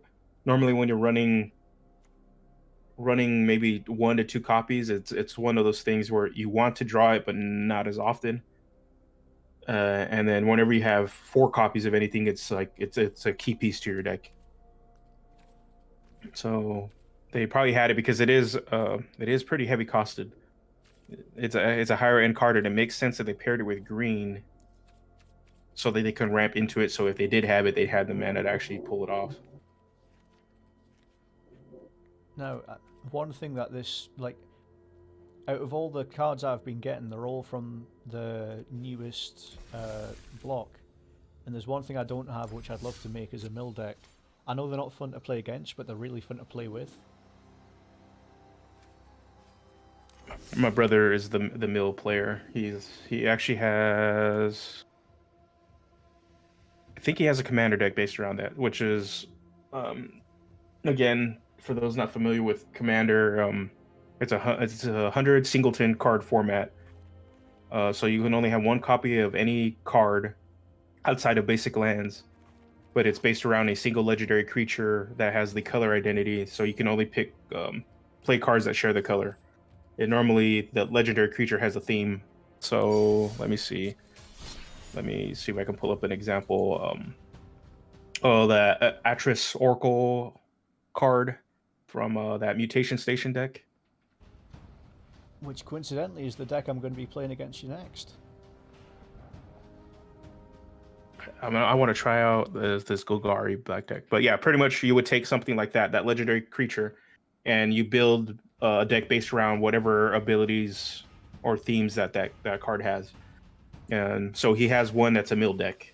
And mill decks are interesting because they're not fun to play against at times, depending at the speed of how they do it. So for me, I'm okay with it if it's like a slow mill.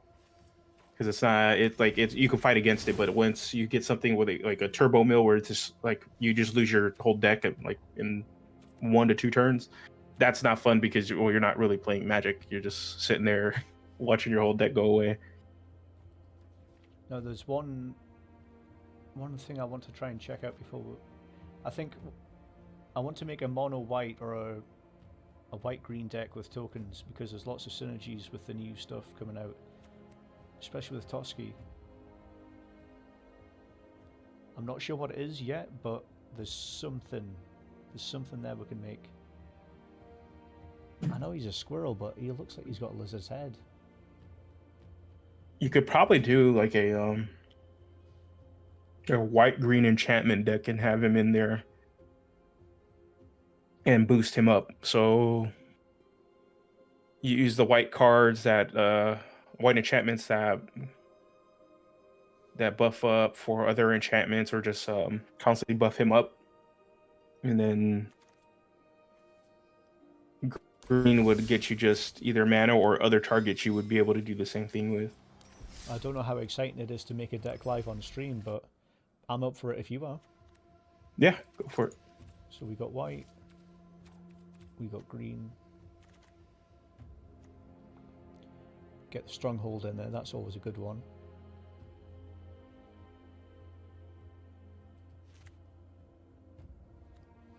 Now, Giant Killer.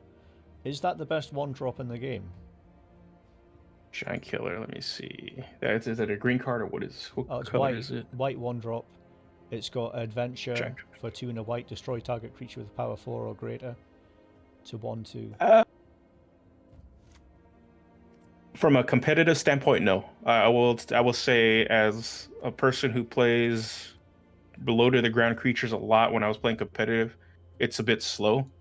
It's still a good utility card just because it has the option to kill, but that would be at 3.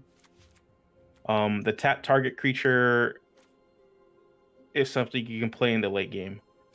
I would say it would make it better if it was like a 2/1, so at least you get that aggressive start, because that one little extra point of damage does make a difference.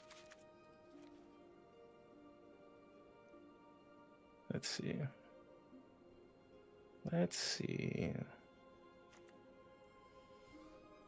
So we need targets. Right, how about this? We'll go check out the res first. What res I have. I'm seeing a lot of angels, a lot of life gain. Gotta resist that. We're working towards getting tokens. Yeah, if we're gonna go with tokens, If you're gonna go with tokens, like a token theme, I would say you're gonna want that warlord, the Leonin one that you played earlier. Yeah, I've got 2 of those. Yeah, I would put 2 of those in there.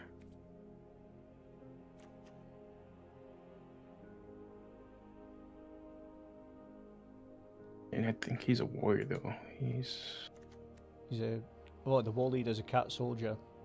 oh, he's a cat soldier. Oh, okay, because Well, it doesn't synergize with Pyre of Heroes, but it's still a good card. yeah.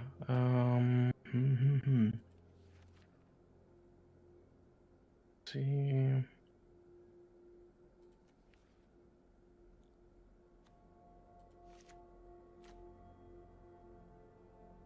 Return of the Wild Speaker. 4 and a green. Draw cards equal to the greatest power among non-human creatures you control. Or non-human creatures get +3/+3. Not what I'm looking for. Primal Might's a good candidate though.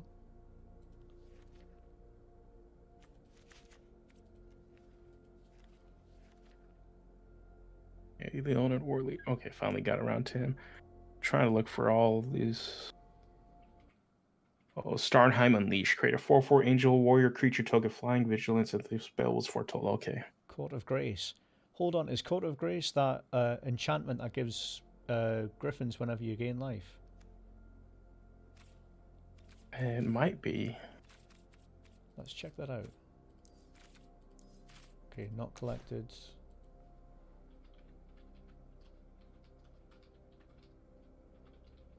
Court of Grace.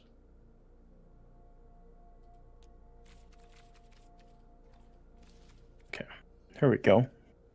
I looked up every card right now that has token in it, so we'll see what we get. Valor of the Worthy. That's Am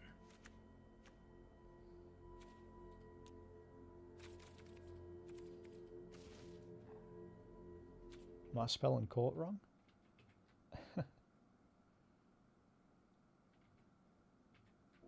Maybe it's not an arena. yeah, it might not be an arena. It might be. I think I know what he's talking about. It's from the paper side of the game. Yeah, Court of Grace. It is. There was a set called Commander Legends that came out that was pretty much a booster set dedicated to the Commander format. And there was a set of cards called the Courts. And what they would do, they would enter the battlefield. They were enchantments that would introduce the Monarch mechanic into the game. So what Monarch does is, if you're considered the Monarch, at the end of your turn, you get to draw an extra card. The thing is, if somebody were to attack you and deal damage to you, they become the Monarch, and then they get to draw a card. But these court cards also add an additional benefit if you were the Monarch. So the Court of Grace would allow you to, at the beginning of your turn, to create a 1/1 token.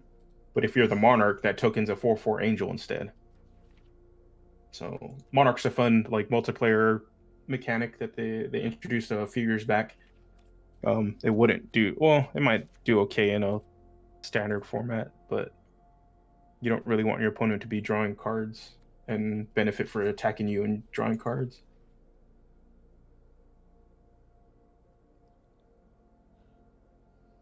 No, I'm just looking. What I've got so far is mostly white cards. It's just a splash of green. That's fine. That'll probably be easier on your mana.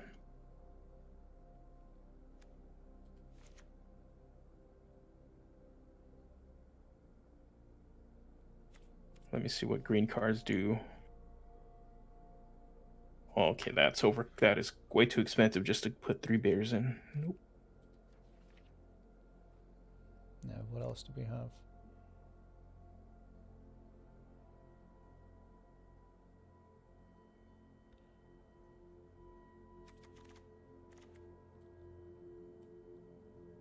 Now, Hornbash Mental might work just because of the Pyre. I've got 1-drop, 2-drop, and a 3-drop human. Could chain off that.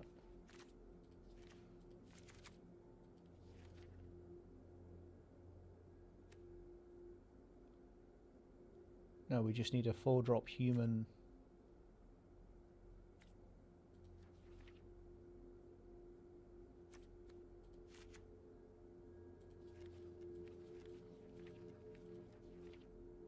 Let's look at the floor drops.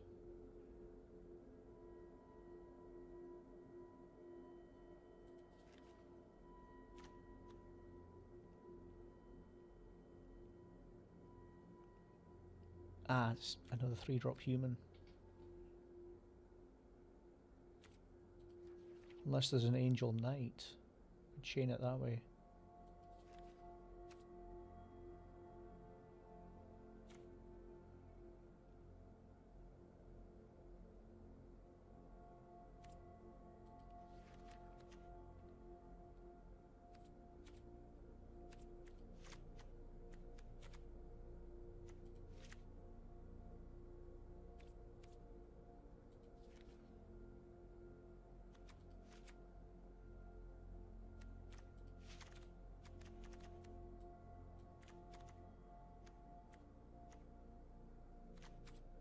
Okay, I've finished a. I'm not too keen on it, but it's definitely white and green. It's a deck.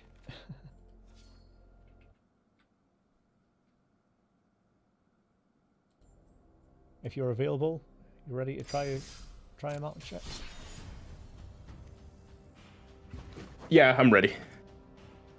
I was looking heavily into some cards you might want to invest in later that I have in here that just give tokens. There's a legendary green creature card called Arasta.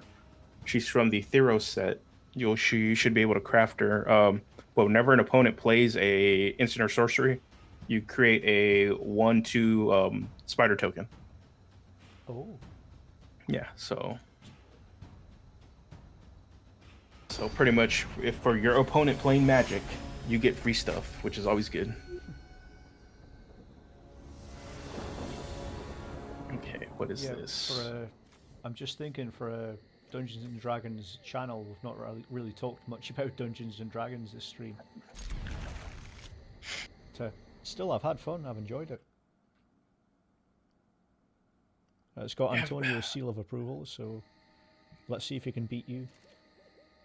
All right, I chose this Golgari deck, this green-black deck. Okay. And coincidentally, in our actually talk about D&D a little bit in the Ravnica campaign, I originally played a red-white aligned goblin character. So I was part of the Boros Guild, but he died, and I ended up replacing him with a Golgari character, which was a I played the Spore Druid. He died and then he was reborn as a zombie goblin. Sort of. That would have been a really good twist. Oh no, he was unable to be resurrected because I had the worst night of rolls in my life, and I'm playing a monk. I was playing a monk, and I should be good with dexterity-based saving throws. And we were fighting against a set of goblins that had disintegration packs and ray guns. So, okay. Okay, no, I'm not gonna be able to block that. So what ended up happening was my guy died. He was disintegrated, so there was no way for me to bring him back. That's a shame. Well, that's the thing with goblins. I've always thought from a lore setting that goblins really work well with like a steampunk sort of idea, because generally speaking, small goblins, everyone thinks that they're not very intelligent, but as soon as you get them on mechanical things, there's so much room for story development. Yep. So yeah, goblins, especially in Ravnica, they are like the lower working class, so they kind of filter into the guilds that tend to cater to that aspect of the world. So they're part of the Boros Legion, so they join the military. They become part of the Rakdos Guild, so they can kind of be this performer or chaotic sort of pretty much active member in their society. or they join the Is It League and do crazy experiments, but do the hard labor. They don't really get to do the fun stuff.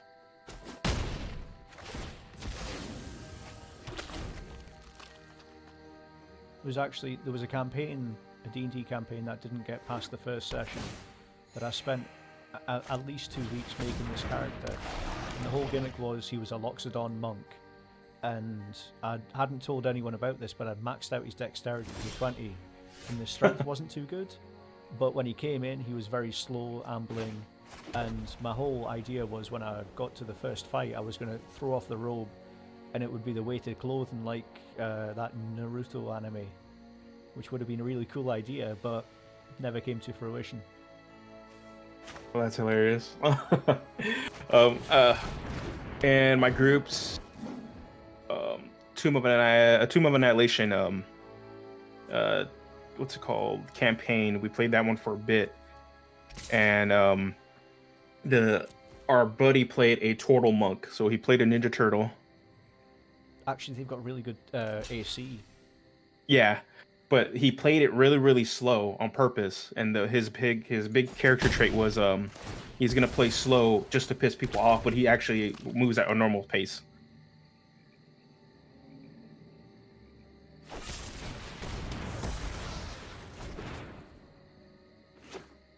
Okay, let's see. I didn't think of the synergy first time around, but this wee guy getting lifelinks, a cool little interaction. Yeah, that's like you might, depending on how this plays out, you might just go mono white and just go with a lifelink based or a life gain deck that just so happens to create a bunch of tokens. Because there's a lot of token creators that they do it based off of the life you get. So you're gonna kind of run those two themes. Well, I think that could definitely work, but the whole idea was to make a deck based around the little green guy, the squirrel. Oh yeah, that's true. Okay. It's not really a good fit for the deck. There's not much with adventure on it.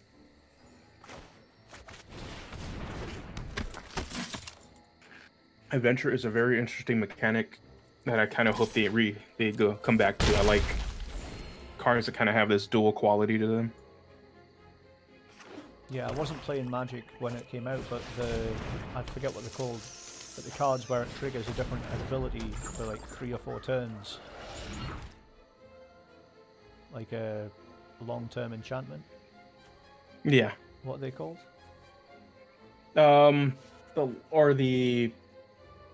Is it the one that has different steps to it? Yeah. As the game progresses, the sagas. Sagas, that was it. Yeah, though those are really cool. They did, I believe, they introduced that one in Dominaria.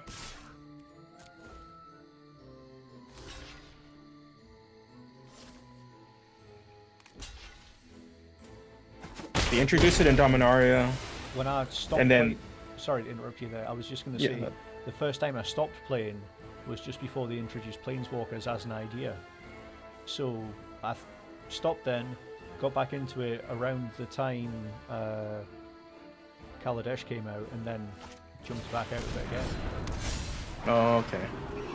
Oh yeah, you I believe Planeswalkers came in, I want to say Lorwyn. That's when they came in.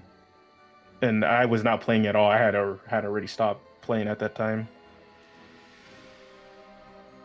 It was the Zombie Hydra, loads of tokens, and it's got an escape cost. Pelucranos is a callback to the original card from Theros. So in the first set block, he was this big Hydra that the main character Elspeth defeated. So when they returned to Theros in this other set, they brought the character back as a zombie. Because the whole theme of this Theros set was escaping the underworld. End my turn.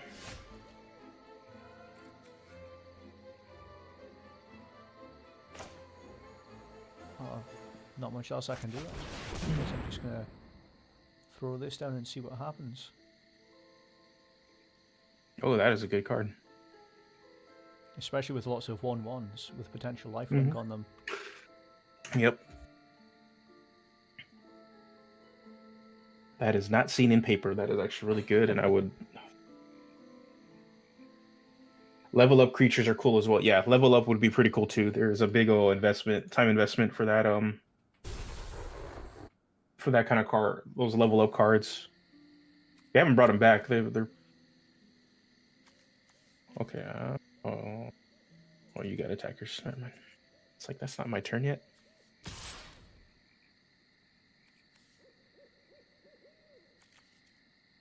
I'm just glad that zombie Hydra doesn't have trample on it. Because that would really ruin my day. Stop blockers. Cool, we're going to be bouncing off each other. So, unless you got a pump card. But you'll gain some life off of this.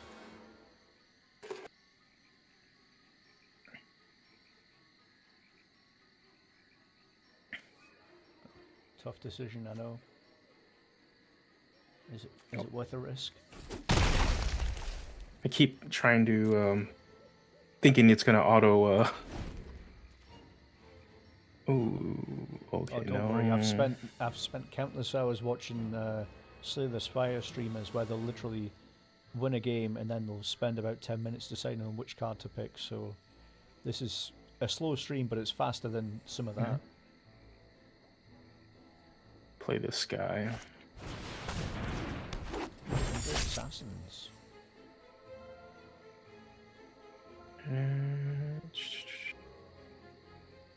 Okay, cool. Next. Okay, I'm gonna go in with my Hydra.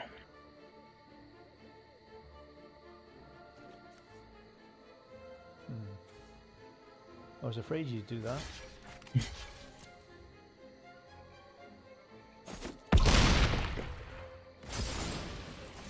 Might as well try and chip some of the counters off it at least.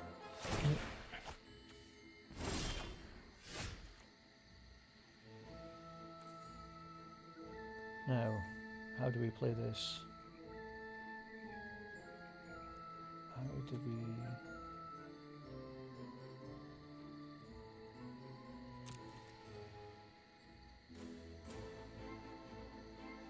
Oh, this is tough.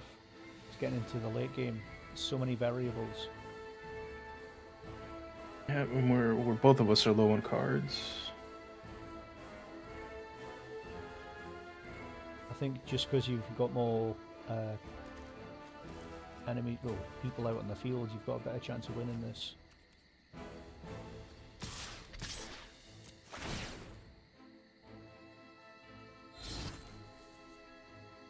No blocks? Okay, now it's gonna go to blockers.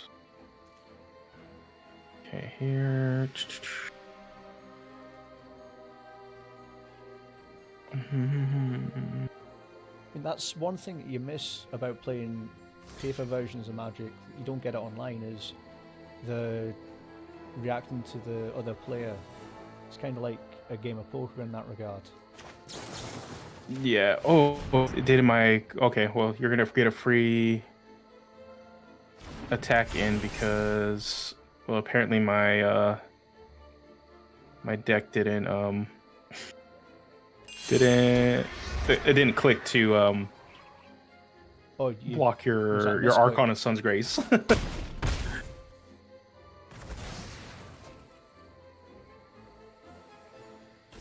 Yeah, I clicked Arrasa to block the Archon and it didn't do it. Oh well.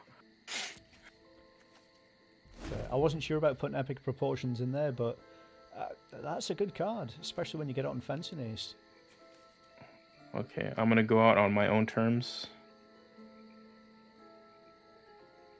No, it's not a Goblin deck. You can't burn yourself to death. Actually, I can. Okay. Yeah.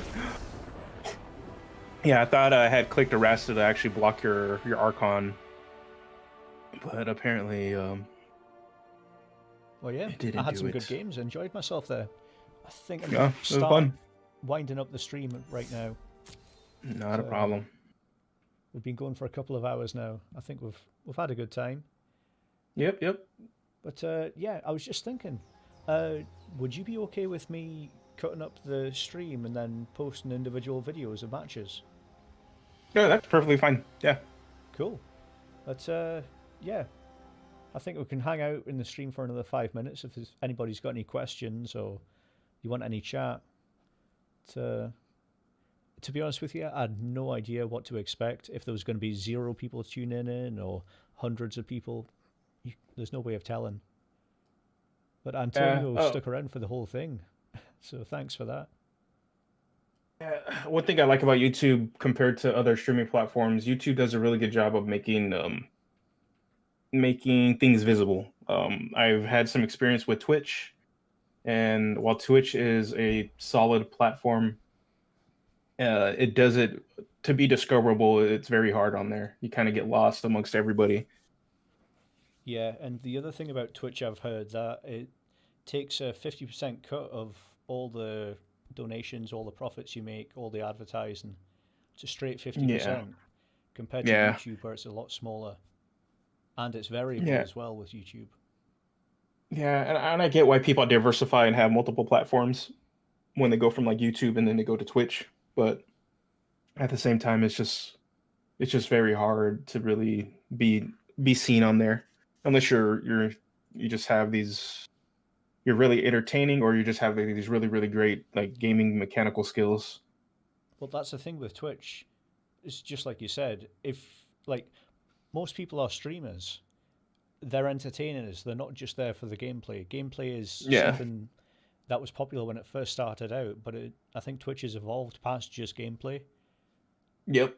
But it all depends on the streamer as well because I'll watch some streamers just because I've been watching them for a while. It's the familiarity and the reliability more than the entertainment is why I Yeah. tune in. So, And for me, the one streamer I do watch, he transitioned over to Facebook. So it's and he's I watch a lot of Grand Theft Auto roleplay streams. So when it's not D&D related, I still kind of get my roleplay fix in. so And a lot of the same principles. It's just it's a lot more interactive because you got it's pretty much a cops and robbers roleplay when it so comes down to it. the one streamer that I've been watching a lot of is Code Miko. You know how there's the VTubers that became really popular over the past year. Code Yeah. Miko is technically a VTuber, but she's got a background in animation, so she's been trying to design this interactive game sort of thing, where if you donate a certain amount of things, the character rigging will start dancing or sound effects will play, that sort of thing. But Yeah, she's really good. the other aspect I like is her growth as well is because she's been interviewing big streamers. If you're not big, you just get the big names on there. Ah, Coasters for Life, hi. I don't know if you just joined, but you've missed all the 2 hours of magic. What were you going to say there, Josh?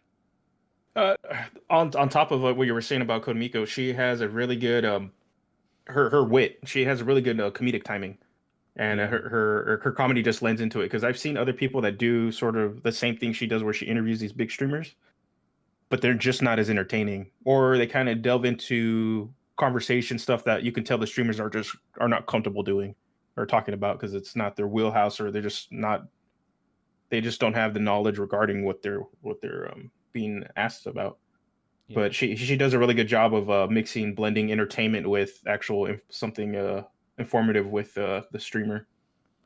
Well, that's the thing about D&D is when you've got a large group of players, if you're not an expert in something, it's quite easy to just take the foot off the gas, so to speak, and let them have their time in the spotlight.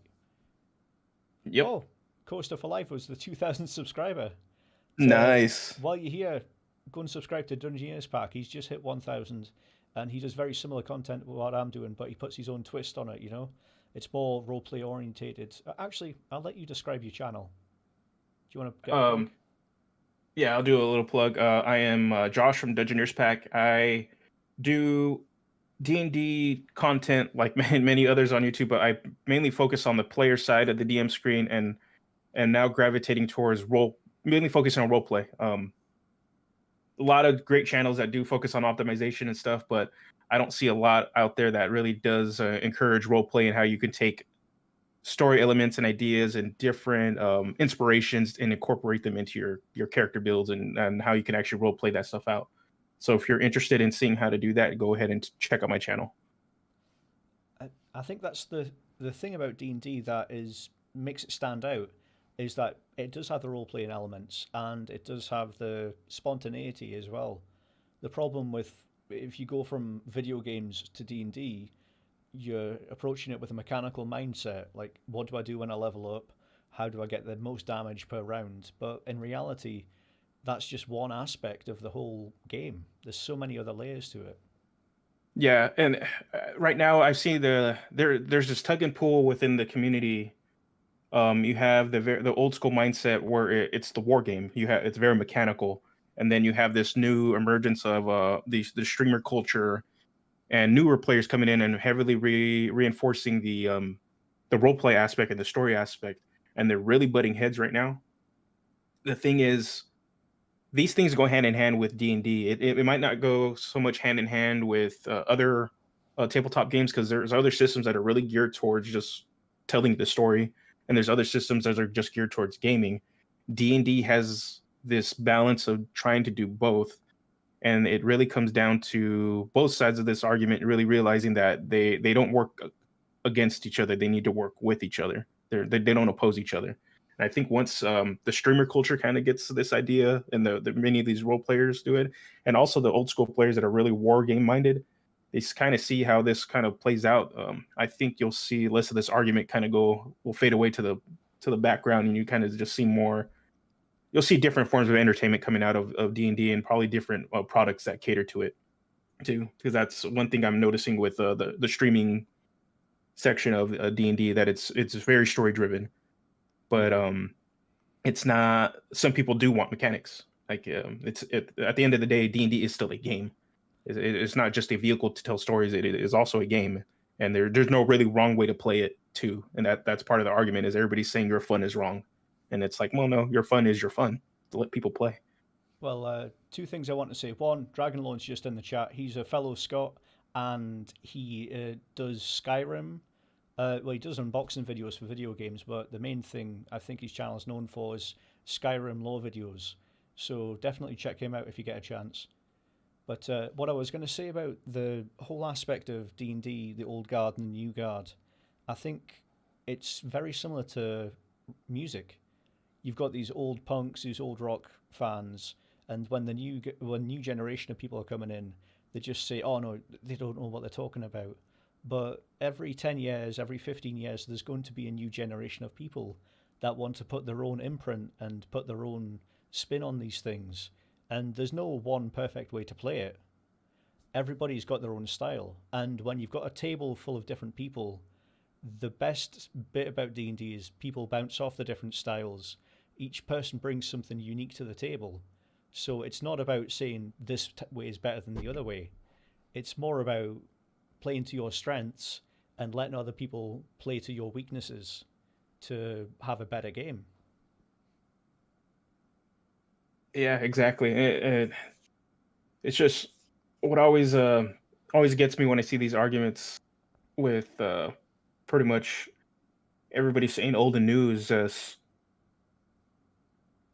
change is the only constant really in life. It's the only thing we can actually really rely on. There's always going to be change.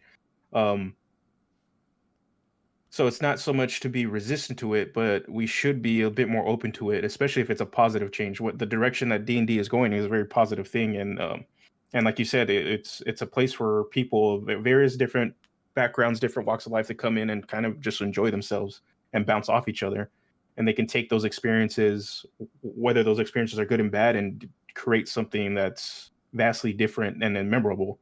You know, I come from an area that's predominantly Hispanic in Southern California, and there's not too many pretty much Mexican American people that really do play D&D. We're not really a face within with the community, but our life experiences and the way I approach my character building for when I play actual characters, I realized it has to do with my own personal life experiences. It's not the same for everybody, but there's certain themes I hit on that when I play characters that constantly pop up.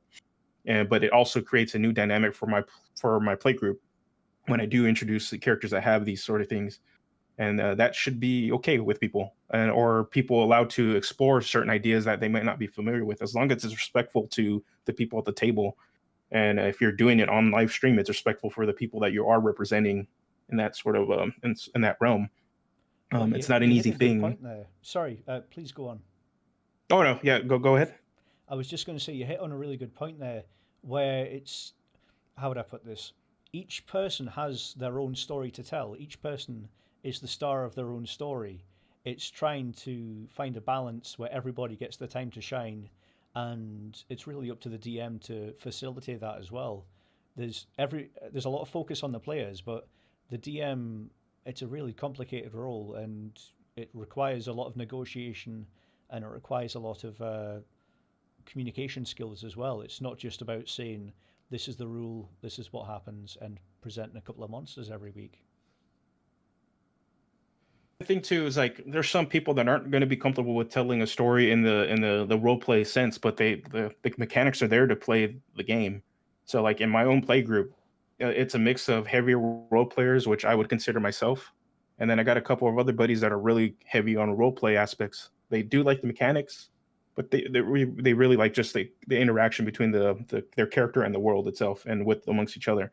But then I have my brother and a couple others that are very mechanic and game driven, Well, and they tell their story in a way through the mechanics without actually necessarily being in that character, which is another way to approach the game. So it's just very interesting.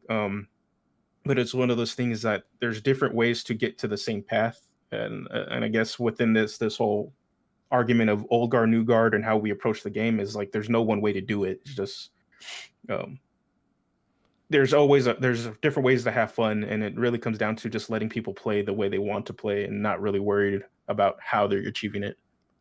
well, I think in a perfect world, everybody gets the chance at the table, but in reality, you're not going to get on with every player you play with. If you go Hmm. to two or three different groups, there's going to be someone that conflicts with your style, and that's not a bad thing. It's about finding your own group of people that you want to tell a story with, or if you're more mechanic based, do a mega dungeon, or you can do a wilderness survival thing. The best thing about it is D&D is it's an open world. You can tell the story you want to tell. Yeah, and honestly, I'm very fortunate. I've been playing with my same group of my guys for years now, and we've only added members in, and even then we've added more of our friends and family members in as others rotate out. But I've been very fortunate that I haven't popped up on a lot of issues that I've seen other players have and other DMs have with their play group. Um, but those issues exist. You're never gonna, like you said, you're never gonna get along with everybody, or people just approach the game in a different way. Some people do take their character as a very part of them. It is them in their avatar in that world, while there's other people that are very removed and are can separate themselves from that character. And those sort of conflicts happen. I'm very fortunate that my group is a bit more capable of handling uh, that aspect of the game, because when you're playing like evil characters and stuff, that's when you start seeing those issues pop up. You get these selfish characters that are willing to hurt the other player um, in the game. You will see those sort of things, um, but it really comes down to communication. The DM is a facilitator, but they're not all necessarily the referee in terms of the social aspect outside of game part of the game. And it really comes down to players kind of knowing when to remove themselves from the game, or knowing how to talk and communicate with people when they are having that conflict, that social conflict with other players. Yeah, you've raised some fantastic points. To be honest with you, I've just got 1,000 different thoughts running through my head at the moment. We could take this conversation down a whole different path, but if I'm honest with you, I need to get going now. I think we're gonna have to end the stream. But yeah, thanks for hanging by. Thanks for Yeah, staying thanks for around for having me. what 2.5 hours nearly. But Yep. if you want to plug your Discord or plug your channel just before you go ahead. Okay. Yep. You can find me at Dungeoneers Pack here on YouTube. On the YouTube itself, you can get a link to the Discord. I have a small but growing community there. You can actually find Rich there from time to time. You can also find me in Rich's Discord too. I'm willing to talk pretty much and help anybody out and just discuss about different D&D topics, player focused aspects. Um, Also, congrats for hitting 2K, Rich. Oh, thanks. It was Yeah. unexpected, but I think it's came down to recurrent views. Those subclass videos, people are just watching over and over again. So yeah, thanks for everybody that's subscribed, everybody that's watching. But yeah, I think that's about everything. Anything else before we go? Not at all. Thank you for having me, man. Whenever you're willing and wanting to do this again, I am open to it. Yeah, I've got some decks I want to try out. Maybe we can make this a regular thing. We'll try and organize something next Thursday. Okay, I'm down. Just, pretty much just my schedule's a little weird with this whole COVID situation. They have me on a weird work schedule, but just let me know, and I should be free most of the time during the week. Yeah. Well, what I was thinking with the streams was I'm wanting to try and stream every Thursday, and if we can get different people on, regular people on, see what happens. I mean, if Dragon Loan's still in the chat, if you want to turn up for a stream, we can stream some Skyrim, chat about that sort of thing. But yeah, there's a Discord if you're available for Discord. There's a Patreon. It's all down in the description. I'm sure I don't want to patronize you by trying to plug my Patreon, but I'm sure you all know what to do. Yeah, Dragonlord, you've missed some Magic games, and we've just been discussing for the past 20 minutes D&D. But yeah, well, thanks for watching, guys, and I'll speak to you next time. Bye.